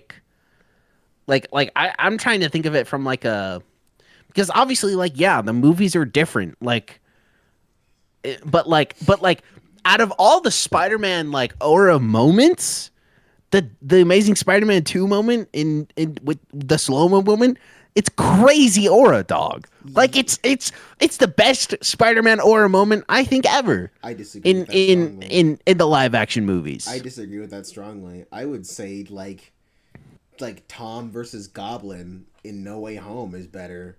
Like pretty much every time Tom versus Goblin is better. Freaking Spider-Man on Titan. Tom versus Goblin's pretty good. Spider-Man on Titan against Thanos is better. Like when he's falling with the Iron Spider, dodging the debris that Thanos is throwing at him. That's sick, bro. I don't know. Listen, let's not act like Toby in the black suit on top of the church while it was raining wasn't pure. This is true. I don't remember that movie that was enough pretty crazy to give an opinion on it. But I also don't like the black suit. Unpopular opinion, I know. So there's that. With Black Cat throwing up, wasn't Pete had no aura. It was because he was a minor. Is she that much older than Peter? I thought they were around the same age. Interesting. I don't know. Anyways. Suit. The moment he unmasked himself, nigga. Black Cat over Catwoman, by the way. I would never show my face again. Oh, yeah. One thing about Peter, he loses aura so much, he knows exactly how to take it away. I cannot tell you the amount of times he has completely embarrassed some of his opponents. Yes, this? That is a pretty good review. Spider-Man almost took Bucky's head off. Hey, I think you lost this. The entire airport fight is Peter flexing on all of them, and then Tony's like, sit down. Sit down, bro. You got a good point. Against all the Avengers on his own. With that black suit on, he was handing aura losses out to anybody. You saw how he did Harry? That was pretty tough, I'm not gonna lie. That was crazy tough, actually. And not only did he embarrass him, dude, anytime you throw something at Spider-Man, he's gonna throw it back to you, and it's gonna be great every single time. This man made Eddie Hey, buddy, I think you lost this. It's still one of my favorites. lose his aura so bad. Yeah. The only person that could save him from his rut was Jesus Christ. One of the worst scenes I have laid eyes on is the gym scene against Flash Thompson. Peter made Flash lose every ounce of aura he ever had in that gym scene. Dude, First, he was this hitting him moment's with so pump fakes, great. switching the ball to each hand. He then had that man looking more lost than a college student after graduation. And he proceeds to do him like this. And it was even worse when Flash tried to take the ball out of Peter's hands. His grip was making it impossible for the ball to even budge. His aura was emptier than Lil Mabu's bank account at this point. I don't even know what I would do in this scenario. I would have to hit the nigga with the... And the way Peter does him with the dunk at the end was insane. Now, I'm not letting Peter off the hook. He asked for an ISO, and I ain't see a single dribble in sight. You gonna need a passport for a travel that egregious. And the fact that he tried to dunk this home like Roddy Rich. Stop the cap.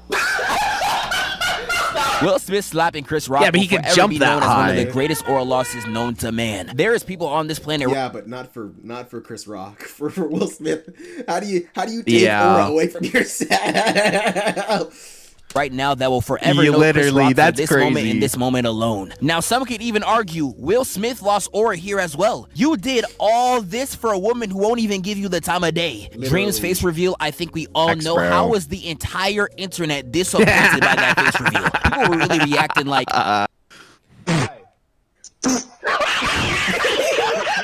Like, it's crazy. If you are a content creator and you face reveal, you are bound to lose some type of aura. That's true. That's always the face is never gonna live up to the hype. No, it'll never live up to the expectations. Yeah, dude. I wonder what they're gonna think when we do our face reveals, bro. I wonder how the internet's gonna feel. I don't know, bro. I wonder, Kyler, I wonder if they're gonna be surprised that I'm black and you're actually white. Literally, it's gonna be crazy. They're gonna be like, what? Oh my god.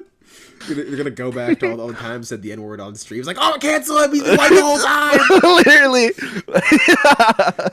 Including me. When I face revealed a year and a half ago, there was niggas real life in my comments talking about not everything gotta be revealed, bro. Nigga, I will harm you. Let's take it back to fiction. You got characters like Eleven just completely embarrassing herself in front of her whole school. Angela!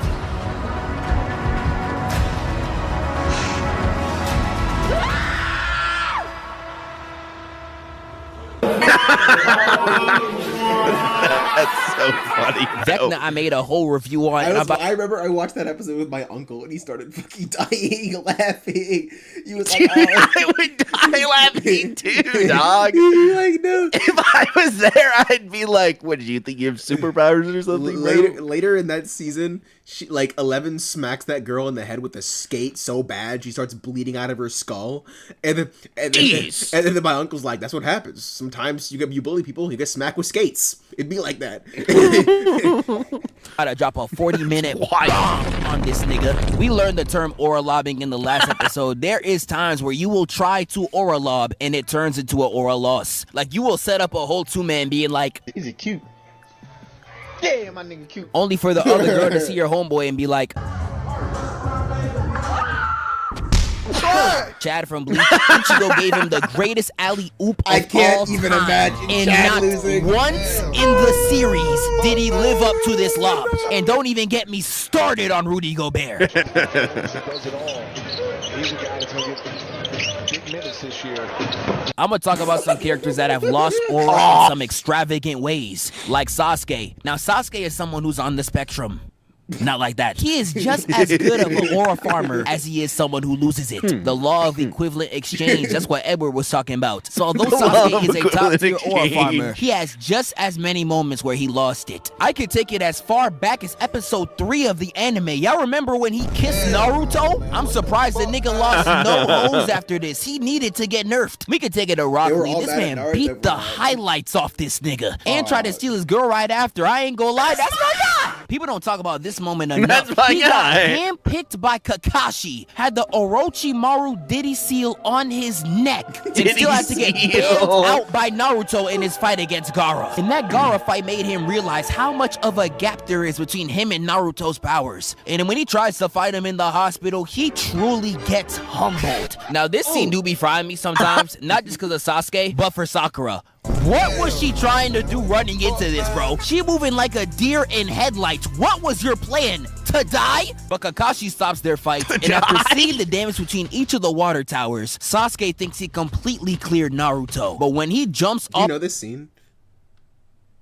Yeah, I do. the roof, he sees the damage Naruto did in the back and realized the competition wasn't even close. This ain't even counting all the times he got hold in Shippuden. How Killer Bee did him will be etched in history books. Buzz Lightyear had one of the worst aura losses of all time. That's He so came facts. into Andy's house thinking Buzz he Lightyear might have been my first introduction to what aura loss even is, bro.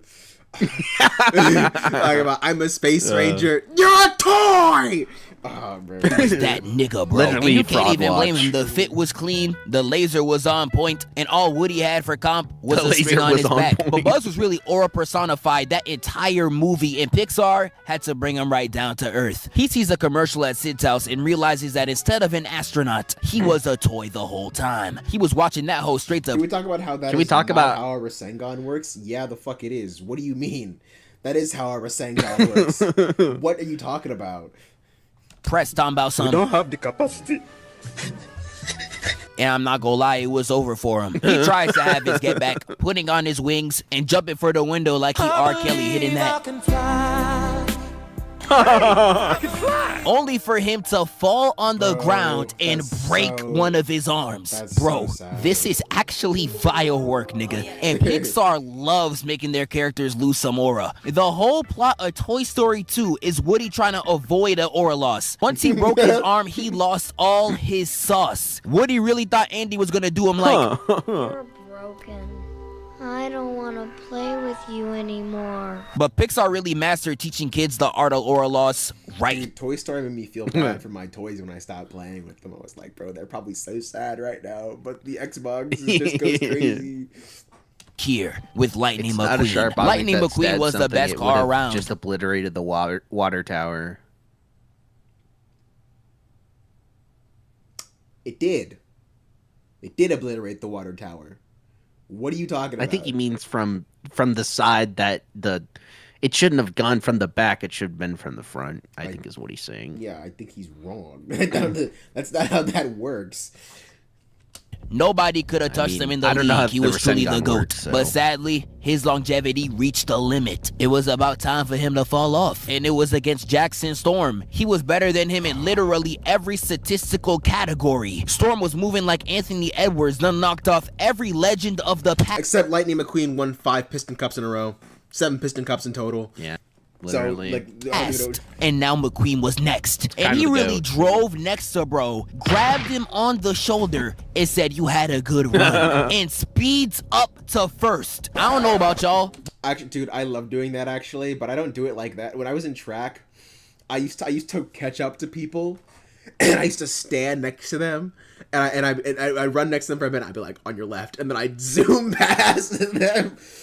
That's funny. I remember one time I did it all the time. I remember, and there's these kids who are always like assholes to me. And one time I did it to them. I was like, on your left, and I zoomed past and they're like, this man just say on your fucking left, and I was gone. That's hilarious. But if a nigga was to speak to me like this, somebody's dying. And the announcer saying this would have rage baited the hell out of me. I used to do that to Jake all the time. He used to get so mad. I'm sure. And Lightning McQueen, refusing to lose, tries his hardest to get back in first, but his body just couldn't take it anymore. His wheels were turning into chicken noodle soup. They were talking about some, I'm tired, McQueen. Chicken noodle soup.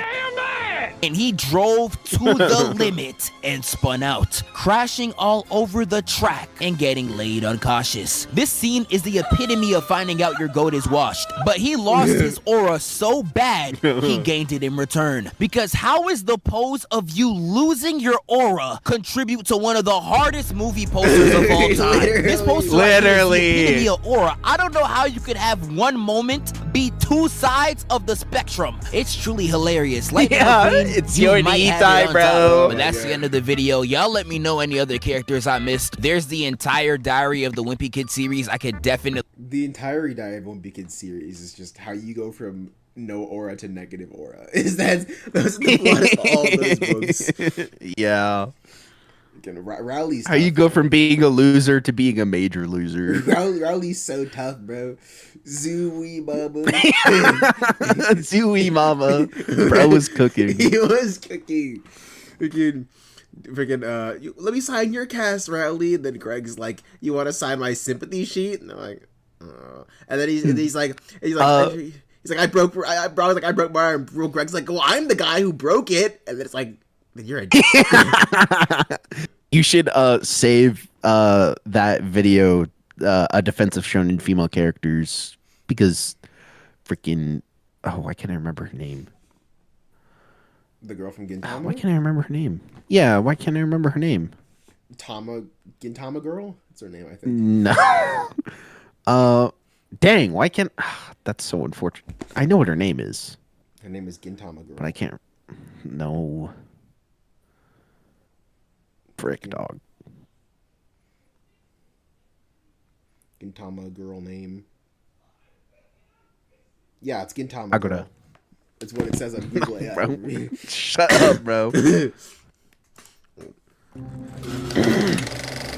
On November 22nd, 1963, on a sunny morning in Dallas, Texas, President John F. Kennedy's motorcade rode through Dealey Plaza past a man named Abraham Zapruder, who, unbeknownst to him, was about to record the most important 8mm footage in American history. According to the official account, Kennedy was slain by Lee Harvey Oswald from a vantage point in the Texas School Book Depository, but doubts remained. And what better way to silence doubters than to see the actual footage of the event? What an incredible opportunity here, printed on film for eternity, the cold, hard reality of unvarnished truth. Regarding the Zapruder tape, documentarian Errol Morris said, "What photography does is call our attention to the problem of knowledge, to the problem of epistemology, about how watch. do we Yes, you know do, about bro. the world. It would be Ian nice Talma if is we so could just good. look at the Zapruder film and say, aha, for decades these images, this strip of film has been dissected, reconstructed, slowed down, sped up, blown up, and do we have any more answers?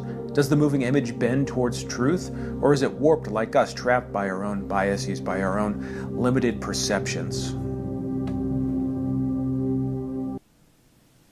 On December 31st, 2025, Netflix released the final episode of their flagship show, Stranger Things, to, well, let's just say the reception was mixed. That was one of the most disappointing finales I have seen in a long time. I walked out of that theater and was immediately able to create an enormous list of plot holes and inconsistencies. Personally, I thought the entire 5th season was a train wreck. I mean, season 4 ended by breaking the status quo, upending expectations, only to tape over the literal cracks to hell that opened in their town. They just taped over. I'm already getting worked up. Don't set up expectations that you can't deliver. That's all I'm saying. Even though the final episode spent 40 minutes closing every door, massaging every relationship into sentimental mush, and hey, I mean, that's what you do in this type of finale. It was fine. Dedicated fans were unsatisfied. To me, it seemed obvious. To me, I saw a lone gunman hiding in the Texas School Book Depository, but what do I know? The fans, they saw something else. Something was off. This sappy, cloying, close every chapter ending, this isn't Stranger Things. This isn't what we've spent years waiting to watch. There has to be more. This can't be it. It's like there's a missing piece of the puzzle.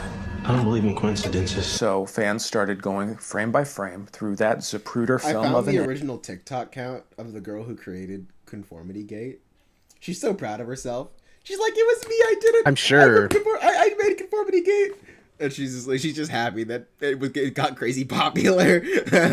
Yeah, I mean, I was agree. metaphor for as long as humanly possible. They saw what no one else saw. They saw the truth. The Stranger Things finale was fake, and there's a secret 9th episode dropping tonight. The theory is called Conformity Gate, and they believe that the season finale we got. Bro, if I was the Duffer Brothers, I'd feel like fucking. Dude.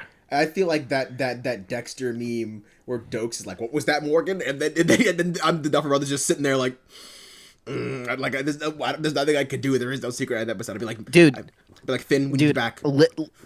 Legitimately, I would just like go. I would go into hiding. I think I'd make it. Like I would. Well, I'd be like, Netflix, give me $30 million right now. Let me make it. Like it'll be out by August. Don't like just give me one episode. I can do it. I can save the entire series. I guess isn't real. See, they had been deceived by Marvel villain turned Harry Potter villain Vecna. He tricked all of us. He tricked us, and the signs of his deceit were right there. He was laughing at us. Vecna actually won, and everything we see in the epilogue is an illusion he placed inside Mike's head. So this viral idea of Conformity Gate that took off, this idea that there was a secret 9th episode that Netflix was going to drop at a later date, it took off mainly with cinematic hype edits like this one on TikTok. We count. It's 7 seconds. 1, It's hilarious if people think that someone made me 3. There's some real creativity they going on, purposely and I made initially something dismissed terrible this as a with fun artists outlet in for mind, but fans who, no, they just who made it they as just wanted more TV. There was a lot more going on, and then things got, well, very, very specific. And everyone noticed the same points, the same evidence coming up over and over and over again. During the graduation scene, everyone in the crowd is holding their hands the same way Henry does, and just like Billy did when he was under Vecna's control. Right, they're sitting politely formally at a graduation. Like, this is just a thing that people do, I think. Their graduation colors are orange, just like prisoner outfits. The color of the outfit that prisoners wear. It's also the color of the fruit that you eat, and also the color of a certain bad orange man in the White House. Are the Duffers saying that these kids are Republicans? Steve becomes a baseball coach despite the fact we've only ever seen him play basketball. Because in Vecna's memory, he's only seen Steve with a baseball bat. He played basketball. You saw him play basketball. In the Stranger Things finale, Steve does not pick up his bat one time. He does not Actually? have his bat with him at all. His most That's so iconic disappointing. weapon. Yeah, literally. He doesn't have it. They give him Eddie's weapon from season 4. And then they have him shout for Eddie in the final battle. You guys weren't friends. Literally. Oh my god, bro. That's so crazy, bro. It's so sad.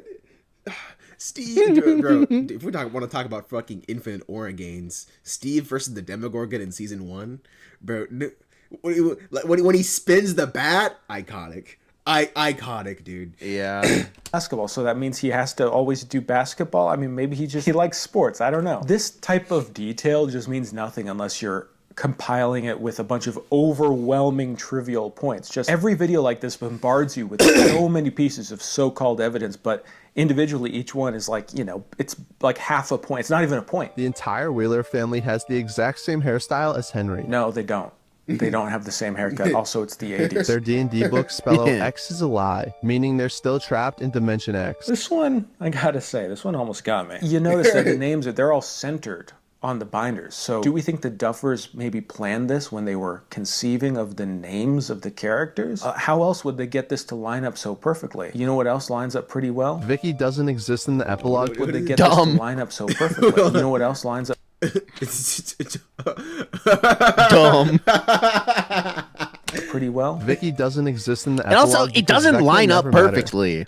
To me, no, I mean, it lines up pretty well. But this is like the ultimate cope. The show tied neat bows around every character relationship, but left a genuinely minor character, out of the epilogue. So now people are crafting a conspiracy over her absence. It makes you think, no wonder the Duffers wrote every scene with every character standing around at all times. Our sense of object permanence might fail us. Also, regarding Vicky, the show invites this complaint. That's like When saying, you spend whoops, a huge Luke amount left his of time lightsaber at holding the home. Here, audience's take this hands stick with the closure butter knife. Duct for every tape to the character, when end.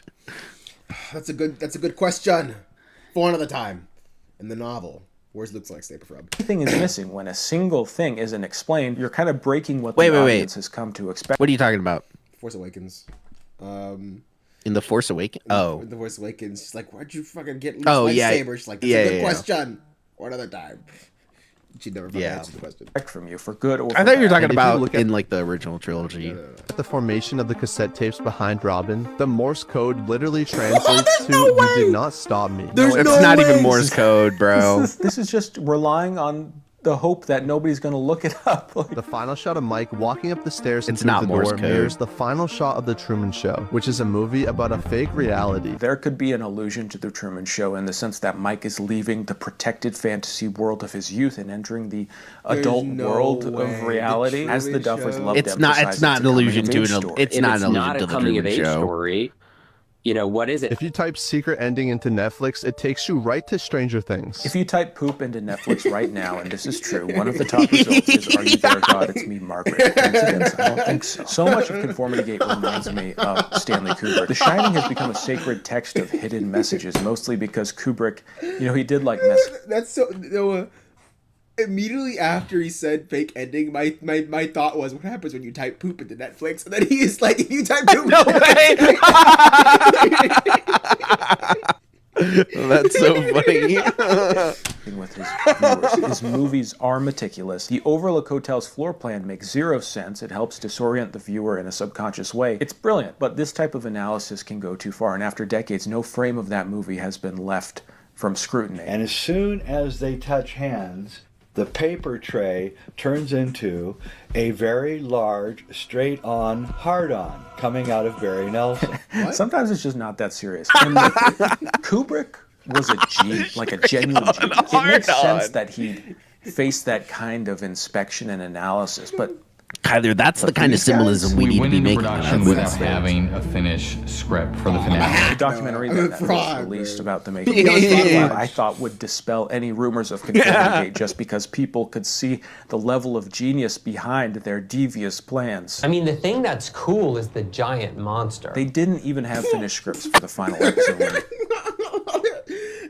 no way. I need to watch this documentary so bad. Because dude, I need to watch it too. Should we watch it tonight? Freaking maybe. Maybe I've been meaning to watch it. we might need to. Into their devious plans. I mean, the thing that's cool. Imagine if The Force Awakens had a Family Guy cutaway gag where it's her walking through the forest and finds Luke's lightsaber with his hand attached to it, and she picks it up and goes, "Oh." I would actually love that. That would be so funny, dog. It would be oh my gosh. Scripts for the final episode when it started production. Do you think they were smart enough to plan all of this? So many conspiracies would lose their convincing quality if those who believed them acknowledged human fallibility, the possibility that maybe, just maybe, someone made a mistake, someone was being a moron. Maybe the Secret Service didn't check all the surrounding buildings for a gunman because they were bad at their job. I'm not saying there's no conspiracy around that assassination, but I'm 90% sure that 50% of that conspiracy was botched. This is my Roman Empire right here. Out of all the evidence, this is it. This tells me it's not over. Maybe the dial was painted a different color on accident, that it was simply a continuity error. Maybe 80% of the circus is... If I'm ever, like, talking to you and they're like, no, the dial! It's a different color! I need you to take me to an insane asylum. I need you to take me directly there. Do not stop Look, for Kyler, red lights. look. Kyler, no. Here's the thing. That's going to be me if the Batman, the Brave and the Bold actually happens, and it isn't Robert Pattinson. The entire time I'm gonna be like, okay, the movie ends, and then Robert Pattinson wakes up and he's like, oh, it was all just a dream. Ah ha ha ha. That's exactly what I'm thinking right now. I'm gonna be waiting for that the entire time, dog. Dude, Andy Muschietti's probably not gonna direct it anymore. Because he isn't? Because Welcome to Derry took off hard. And so I didn't know that. Season 2 of that. And so there's a high chance he's not even gonna fucking do it. Also, well, still freaking the writer is Booty Butt Cheeks. The least, though, thought out and rushed season of your show. Well, Netflix does that for all of its shows. Yeah. They've been doing that for a while, but this one has just been very popular because Stranger Things is. Or at least they usually have like an after bit, like as far back as like 2017. I remember like seasons of shows would come out, and they'd be like, "Oh, Cobra Kai after party. Let's talk about the making of the show." You know, so yeah, young people learning what continuity errors are. If you watch literally any of your favorite movies with the same level of scrutiny, you will find continuity errors everywhere. Martin Scorsese, the master of continuity errors, because he and Thelma Shoemaker understand that most people don't even care. Movies weren't designed to be watched on devices where you can rewind and pause and inspect every frame. They used to be fleeting experiences, something you could never take home with you. I agree, but also that does not discount the fact that your movie should still have continuity. Like, yeah, no, definitely. Like, you should try to avoid it. You shouldn't be like, it'll be fine. We just won't. It won't matter. Yeah. Like, you should, like, if you're able to find a cigarette, like, just grab a cigarette and put it in his mouth before the shot. Yeah, I just think that VCR, deadass. You can't. What's VCR? It's a thing you put a VHS tape into. Oh. Well, yeah, I know. I don't understand what he means by VCR. You can rewind on a VCR. Oh, yeah. He just said movies aren't meant to be rewound. Oh. Well, in the theaters, yeah, but like... But for the longest time now, movies have always been able to take them home. Well, yeah. Like for like 50 years, you know. It's been a thing. And so... Not 50 years. Since like the 80s. When did VHS come out? 1977. So it's about 50 years. Yeah, almost, yeah. Yeah, that's actually one way. Holy crap. I stand corrected. 50 years. Freaking, yeah, but like, I think I get what people are saying about like the insurgence of online movie criticism, like kind of picking apart movies too much and kind of like being too pedantic about like movie criticism and whatnot. But I also have the opinion that like you should just take this as a chance to elevate your filmmaking, to like take this as a challenge to kind of make your movie tighter written. Like there are still movies like there's reasons why people don't go through like One Piece or freaking Social Network or a lot of these other movies with that same amount of scrutiny, because like there are like in well-written scripts there are less plot holes, and that's always been a fact. In well-done productions there are less inconsistencies like that. So, okay, leading up to January 7th, literally nothing the cast or crew said or posted was seen as anything other than potential fodder for their conspiracy. Zenith. And when the moment came, Netflix apparently crashed due to all the traffic from people looking for the missing episode. As I was record there. this video, January 7th has long passed, and the collective internet treats this phenomenon as a huge joke. No one takes it seriously anymore. Conformity Gate truthers were proven wrong, so they threw in the towel, they admitted defeat. There would be no more Stranger Things. I have compiled 20 pieces of evidence to prove that Conformity Gate is still happening and there's still a secret ending. I'm telling you right now, during the Super Bowl, keep it we going. will probably get some type of teaser or trailer or Super something Bowl. to reveal that we are getting more Stranger Things this summer. My question is, what is to Dude, gain no. from this? And I have some ideas. A, it is Oh my content. god. They're going the way of the Snyderverse fans. You absolutely love to see it. You just can't forget that. This is like an economy of content. Some of these creators found a huge bump in engagement with Conformity Gate, and it is content. Yeah. B, the show ends in this kind of mythology of belief. I'm not going to spoil it, but 11, that whole thing, wanting to believe in something that maybe isn't real. So it kind of becomes like a metatextual thing. It's interactive media. And C, we live in horrifying times, and conspiracy beliefs are driven by anxiety, paranoia, and feelings of powerlessness. This is an outlet, and ultimately kind of a harmless one. So this Conformity Gate TikToker explained it in a pretty self-aware way. And to all the haters that say like, give it up or whatever, this isn't healthy, this is giving rapture talk, guys, this is fun. So is it stupid? Would be Yes. mediocre. Does it suggest that Yeah, each succeeding it would be. generation is being I think pulled the reason further people are into obsessed with the conspiratorial Super Bowl thinking and episodes paranoia because in due their to head, over-reliance the on the series is internet so and harmful massive that they social couldn't media possibly algorithms? about it. Yeah. I think everyone should watch Eddington. At this point, I can I will not imagine watch Conformity Eddington, Gate but thank you becoming for the something recommendation. like the Snyder Cut. The Snyder Cut existed, but not really in a form that people imagined. I do think that because Really? of the sloppy Yeah. nature of how this season of TV Yeah. was made, I they feel probably No, the had Snyder lots Cut of stones existed. on the cutting room Yeah, floor. no, but I feel like it was extremely well received. Is like, I don't know. Oh what no, you- that's not what he was saying. What is he saying? He was saying that like, oh yeah, everyone was like, oh, release the Snyder Cut, it'll be better. And it was better. But like the thing is that the Snyder Cut actually existed. This doesn't exist. Yeah. Is what he's saying. Sure.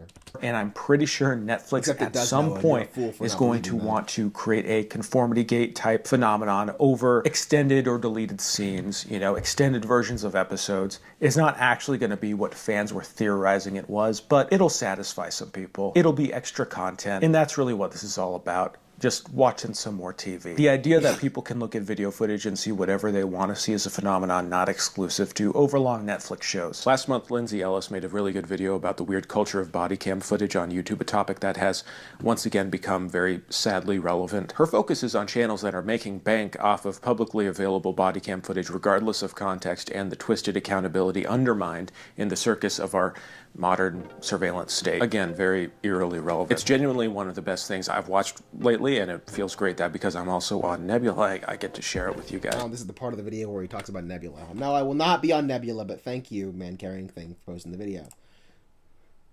You know about Nebula, right? The problem with black superheroes, they fucking think they can be superheroes. They need to stay in their place. Go back to the freaking cornfields, bro. That's the problem with black I superheroes. will say absolutely. Kyler, how dare you? No, you agree can't with be me on racist. this point, don't you? That's what you were just saying. No, absolutely not, bro. Do not pull me into this, Play dog. I do not want the to get clip. Play the clip is what he said. This is a joke. For legal reasons, that's a joke. Joke. Air quotes. Yeah, No, for legal reasons, that is a genuine joke made by a black person who can make it without any repercussions. I take off my Mission Impossible mask. Yeah, I'm a white man. I take off my Mission Impossible mask and I'm black. Oh, Aha! Insert. I can't racist wait for our comment face here. reveal, Kyler. Oh People my are God. Anthony, if you were freaking what's his name? God, why am I forgetting your name? Madsen Weirder. That he would have just said the N word. Oh my god, bro, where has Madsen been? Selling. This is so sad. Honestly, he's probably dead, bro. I think he's just been busy because he's probably actually no, wrestling season's probably over.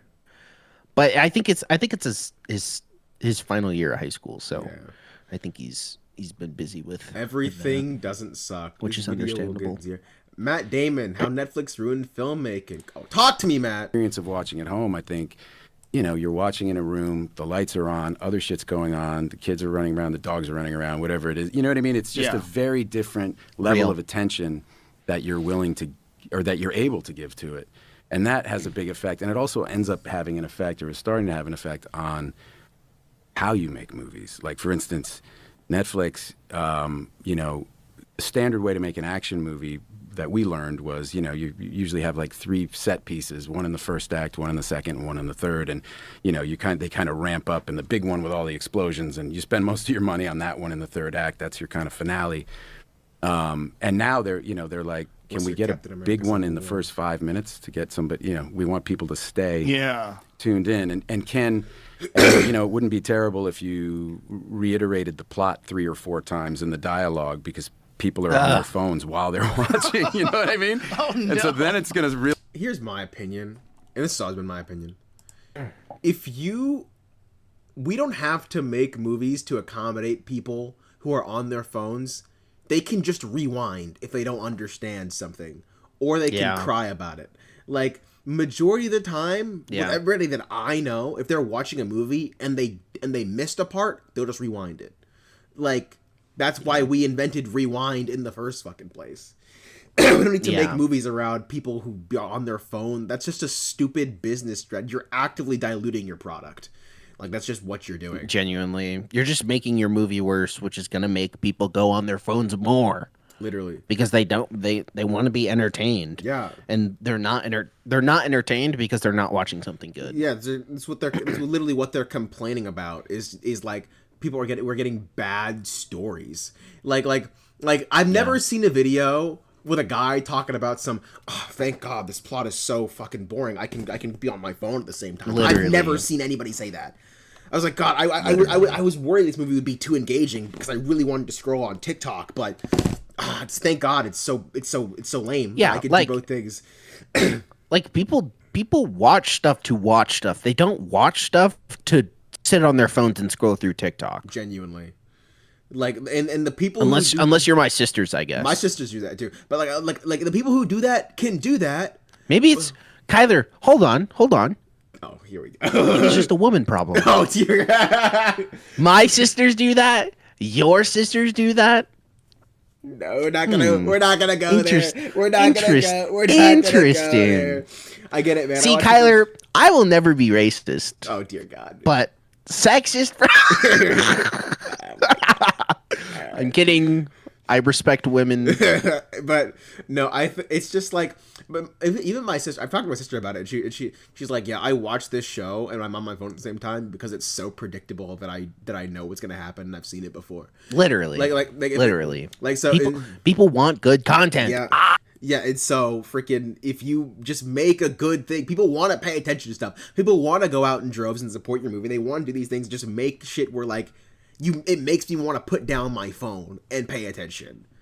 Like, it should not be your goal. I get it, man. A lot of people play games, and it is sad to see how little people pay attention to what they are partaking in. Genuinely, just pay attention to the thing you're doing.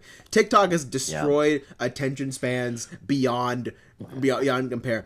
Every single time I meet someone and they tell me their memory is bad, every single time I'm like, "You're on TikTok a lot, aren't you?" And they're always like, "Yes." Yeah. Every single time. I will have YouTube on in the background when I play games, but never for shows or videos I generally want to watch. Yeah. Exactly. Like the thing is, like, if I'm cooking, I'll throw on a YouTube video because sometimes I want to listen to music, sometimes I want to watch a YouTube video. Like right now, no games or shows, just watching the stream. Appreciate you, man. We appreciate you. Bro.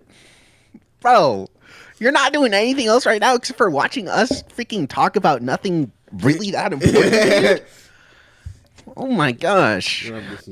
Look at Is this what it means to have? Is this what it means to be successful? Look at him. He's blushing right now. I am too. You I just know, can't tell bro. because my skin don't do bro. that. I'm look at this dog. I'm also hard to freaking- game and yap. It's true. Freaking. What was I gonna say? Yeah, like if I'm playing Minecraft and I'm just like grinding, like I'm putting on a video because it's like you don't need your full attention on Minecraft. You can multitask while you're doing that. But there's some things where it's just like, no, I have to give my full undivided attention to this. like also because Minecraft is not like a game. Like I've played so much Minecraft. I could play Minecraft with my eyes closed. If I'm playing a game for the first time or playing a story game or whatever, I'm paying attention. Like I'm not like oh, I hate when people skip cutscenes. We're not even gonna get into that though. If you buy a story game and you skip cutscenes, why'd you even buy the game? Anyways, whatever. Yeah, literally. Really start to infringe on creatively how we're telling the but story. then you look at Adolescence, it didn't do any of It that. didn't do any of that. It's Yeah, fucking yeah. great. You know what I mean? So I think it's Tyler, of it's course dark, Ben Affleck too. is there. It's tragic and Oh, intense. It's pause. like- You want to know something that's funny? Is that no other actors were allowed on set of for the Odyssey except for Ben Affleck. Really? Ben Affleck was the only like non-actor, like in the production actor, or like person, or at least like semi-important person. There? No, that was the Star Wars film. Yeah, that was Star Wars. Yeah, supposedly Ben Affleck was the only one allowed because Ben Affleck and Matt Damon have like have a crazy bromance. They're like best bros. It's yeah. I can't wait to be. They literally came up together at like the same time. Yeah. I love them. That's great. Guy who finds out these kids accused of murder, and it's like, and there's long shots in the back. Have you seen Good Will Hunting? I haven't. I need to see it. To their head, they get in the car, nobody says anything. I think there are those. I'll have full YouTube playthroughs of my favorite games while I play through God of War on the hardest difficulty for the 1 billionth time. I still need to play God of War. I think there are those. Yeah, I need to play it too. Look, these I wish that ideas were. Oh, feels more Kyler, like pause. Oh my God, what? I know. Sorry, I just remembered this, and I wanted to bring it up. The guy who voices Kratos from God of War. Yes. There was like a tweet or something or some statement from him that if he wanted to play any character in the DCU, he wants to play Darkseid.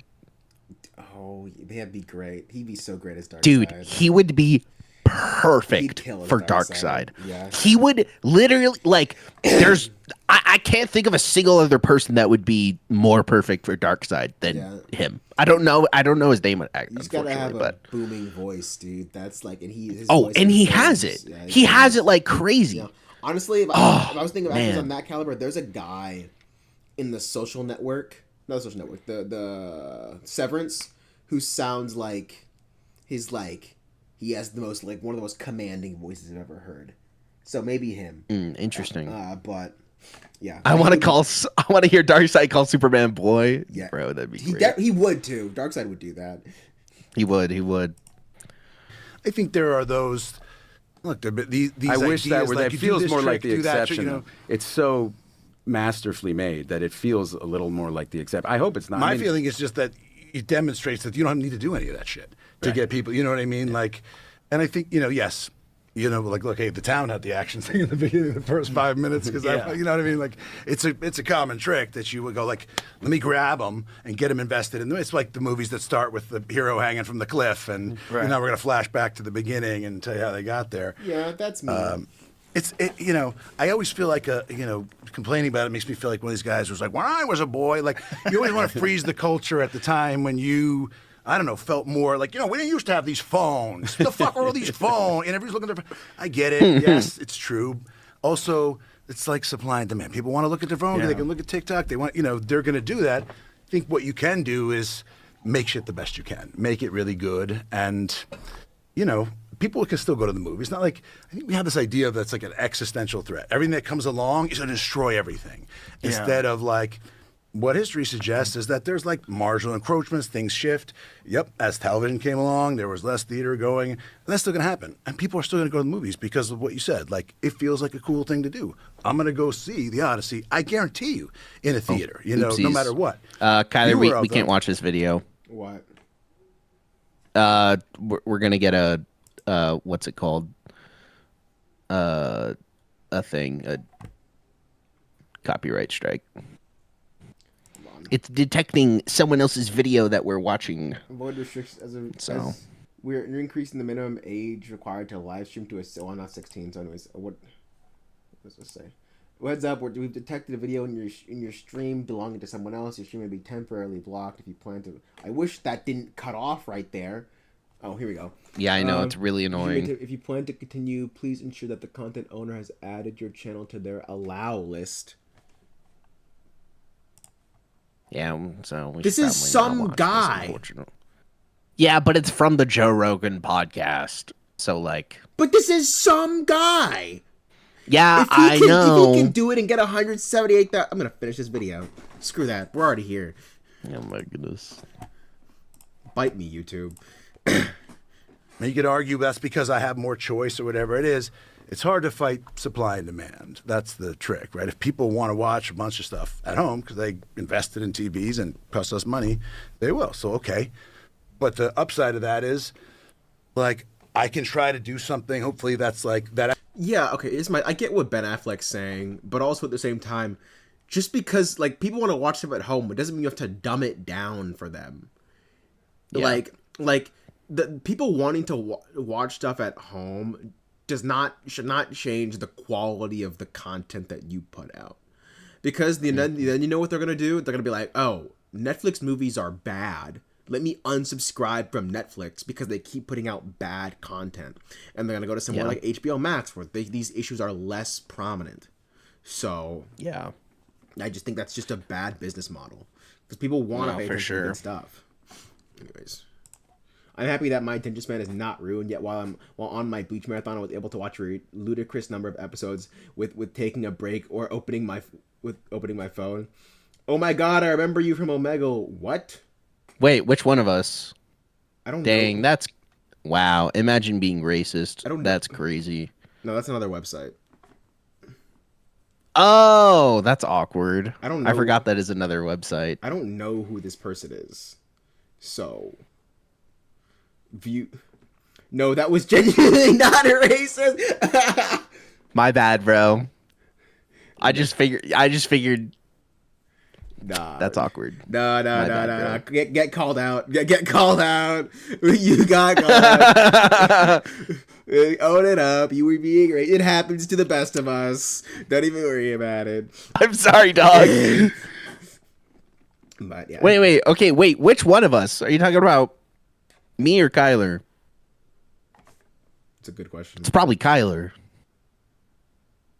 I don't even remember the last time I've been on Omegle. Not you, the other one. Not you, the other one. Okay, well, yeah, that's fair. Well, obviously, I don't remember you because your username is water is 0 calories, and I don't. I'm sure you didn't tell me that was your name. This is true. Water is 0 calories. Water is 0. Well, dude, that's a scam, bro. Don't believe Izzy. that. Water is not 0 calories. That's just a scam the government made, bro, to get you to buy more water. Bunch of lies, dude. Bunch of lies. Actually, doesn't need. That is not a scam. It is a scam, bro. Kool-Aid drinker, water drinker, even worse. Have the most urgency to get you to come to the theater with your family. W water, That's bro. a little more Shut up. Experimental or risk taking or whatever in that way. Well, you gotta adapt. I mean, there's no way you're gonna change people's viewing habits now. No. I mean, what percentage of Netflix is Stop actually watched pausing on the damn phones? video. I'll pause the video. It's gotta be pretty. Listen here, okay? This is the video. The video is called how Matt Damon, how Netflix ruined filmmaking. It's by Huss. Go watch. I'm commentating on the freaking video. Okay, that's what's going down. We're trying to make this transformative content. Okay, laptop for me. They want to ban us for not. Kind of sucks. You know? Literally. That's a joke that I like to It make does with suck. every director I It work sucks. with. Like when they're really puzzling over a shot or really grinding out something, I go, it's not going to look as good on the phone. When just everyone gets angry. Dude, pause. Dude, if an actor said that to me, I'd be so pissed. I would be so mad. No, why would you be mad at that? That'd be fucking I wouldn't be mad at that. It'd be funny, but I'd be like mad that it's funny, you know? Like, I'd be like, bro, there's no way you just said that to me, dog. Get called. If somebody said that to you while we were on set, I'd laugh so hard. I laugh so hard. Oh my god. It's gonna look great this fucking bigs, but keep fucking around and lighting that. We'll also. It is weird though, the concern for the algorithm, like making sure that people watch. Like, look, we've got data that shows within the first 5 minutes when this happens, they tune out. So it's like my buddy Tony Hinchcliffe. You know, he's got Kill Tony, and now it's on Netflix, and so they're giving him notes now, and they can give him like, but they're not telling him what to do, but they're saying like, this is when people are tuning out, and so let's, just so you have that data, now decide how you want to edit things. It's like, yeah, slippery slope. It moved towards more IP, and because it was hard to get people to come to the movies. Everyone got scared and thought, well, it has to be a sequel or a superhero movie. And so an interesting little movie, kind of in the '90s when we kind of came onto the scene. There were a lot of really good independent movies that were being made. There was, it was a really great time to be making movies. People were making daring movies, and then everyone just got way more conservative because it's huge. Like the business is so different theatrically and streaming, because to put out a movie theatrically, you have to put so much more money behind it. Yep. To publicize, like you're trying to get everybody basically spending about what the budget was to make it to advertise it. Because you got 50% of the theatrical. Yeah, because you split it with the movie house, right? Through the exhibitor. So a $25 million movie to break even, you got to make $100 million. And you got to get everybody to not only know about the movie, but to show up like that Friday night, like that specific time, for that specific movie, and to cut through all the noise that people are contending with. And they don't technically have to show up. They just have to pay for the ticket. Them showing up is none of my business. As long as they buy the ticket. But most people who pay for a ticket are going to go see the movie. Yeah, I know. Unless you got AMC stubs and you're like, I want to support this movie, but I don't want to watch it. Honestly, when people pause what they are doing, interact with their chats, we are able to hear what they are saying and not missing out on what they are watching. Thank you, Anthony. Thank you. Anthony. That's why you're our number one top fan. Because it's such an investment. Except for Mattson, he's our number 0 top fan because he's been there since the beginning. Stepped into that, and you didn't have to necessarily have a star. You could try something more interesting, or didn't have to be a superhero movie, whatever it was.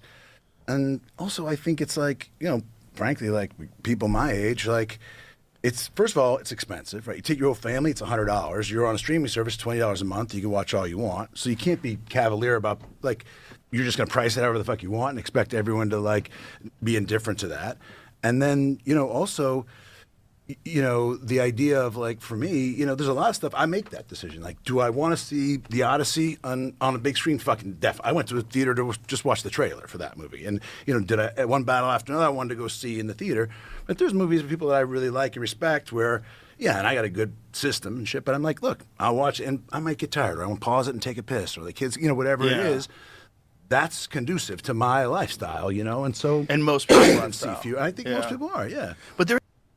Having to pee when you're in the movie is probably one of the most torturous experiences that I've ever had to go through. Yeah. It's probably one of the worst things in the entire when I was watching Return of the King, I didn't have to pee at all the entire time. Really? Yeah. Like I walked out of the theater and I was like, man, should I pee right now or should I just wait until I get home? Because I really didn't have to pee that bad. Dude, when I went to see Return of the King, I didn't care because I'd seen it before multiple times. So I was like, so then when I'm seeing a movie for the second time, I don't give a shit. I'll drink whatever. Yeah. I'll go to the bathroom. I'll leave in the middle, especially because it's 4 hours long. Sometimes you're not missing that much. Like Return of the King is great, but sometimes some of the scenes you're not missing that much. Yeah. So one thing that really bothers me is when someone is streaming a game and they get to a cutscene and they will ignore it to talk to the chat and then ask what is happening. I'm gonna do exactly that the next time we stream a game. Bro, we've never streamed. Actually, I have. I've streamed a story game. I streamed Black Myth Wukong and I didn't finish it. Freaking Lego Marvel Superheroes 2 is a story game. That's actually true. You're right. Boom, Okay. get destroyed. Okay. The question is, do we watch another video or do we end this? How long have we been? About It's 2 hours. almost and 2.5 hours Almost 2.5 long. hours. We almost did an Infinity War. We almost did an Infinity War. Ow, my leg. My cinematic awake. Oh yeah, I need to watch that. What? Are we looking at the same? The up. Oh, the Secret Life of That Walter one. Mitty Changed My Life. Yeah. Yeah. Oh, we're looking. Freaking. Almost anime failed tactical fights. The Paragon Hero Archetype. The 7 levels of power system. I forgot we had this video here.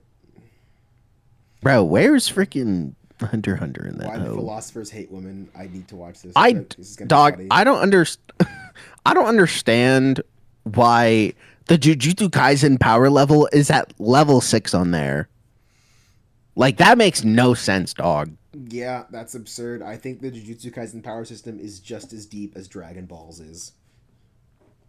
Yeah, literally. At least Dragon Ball doesn't try to...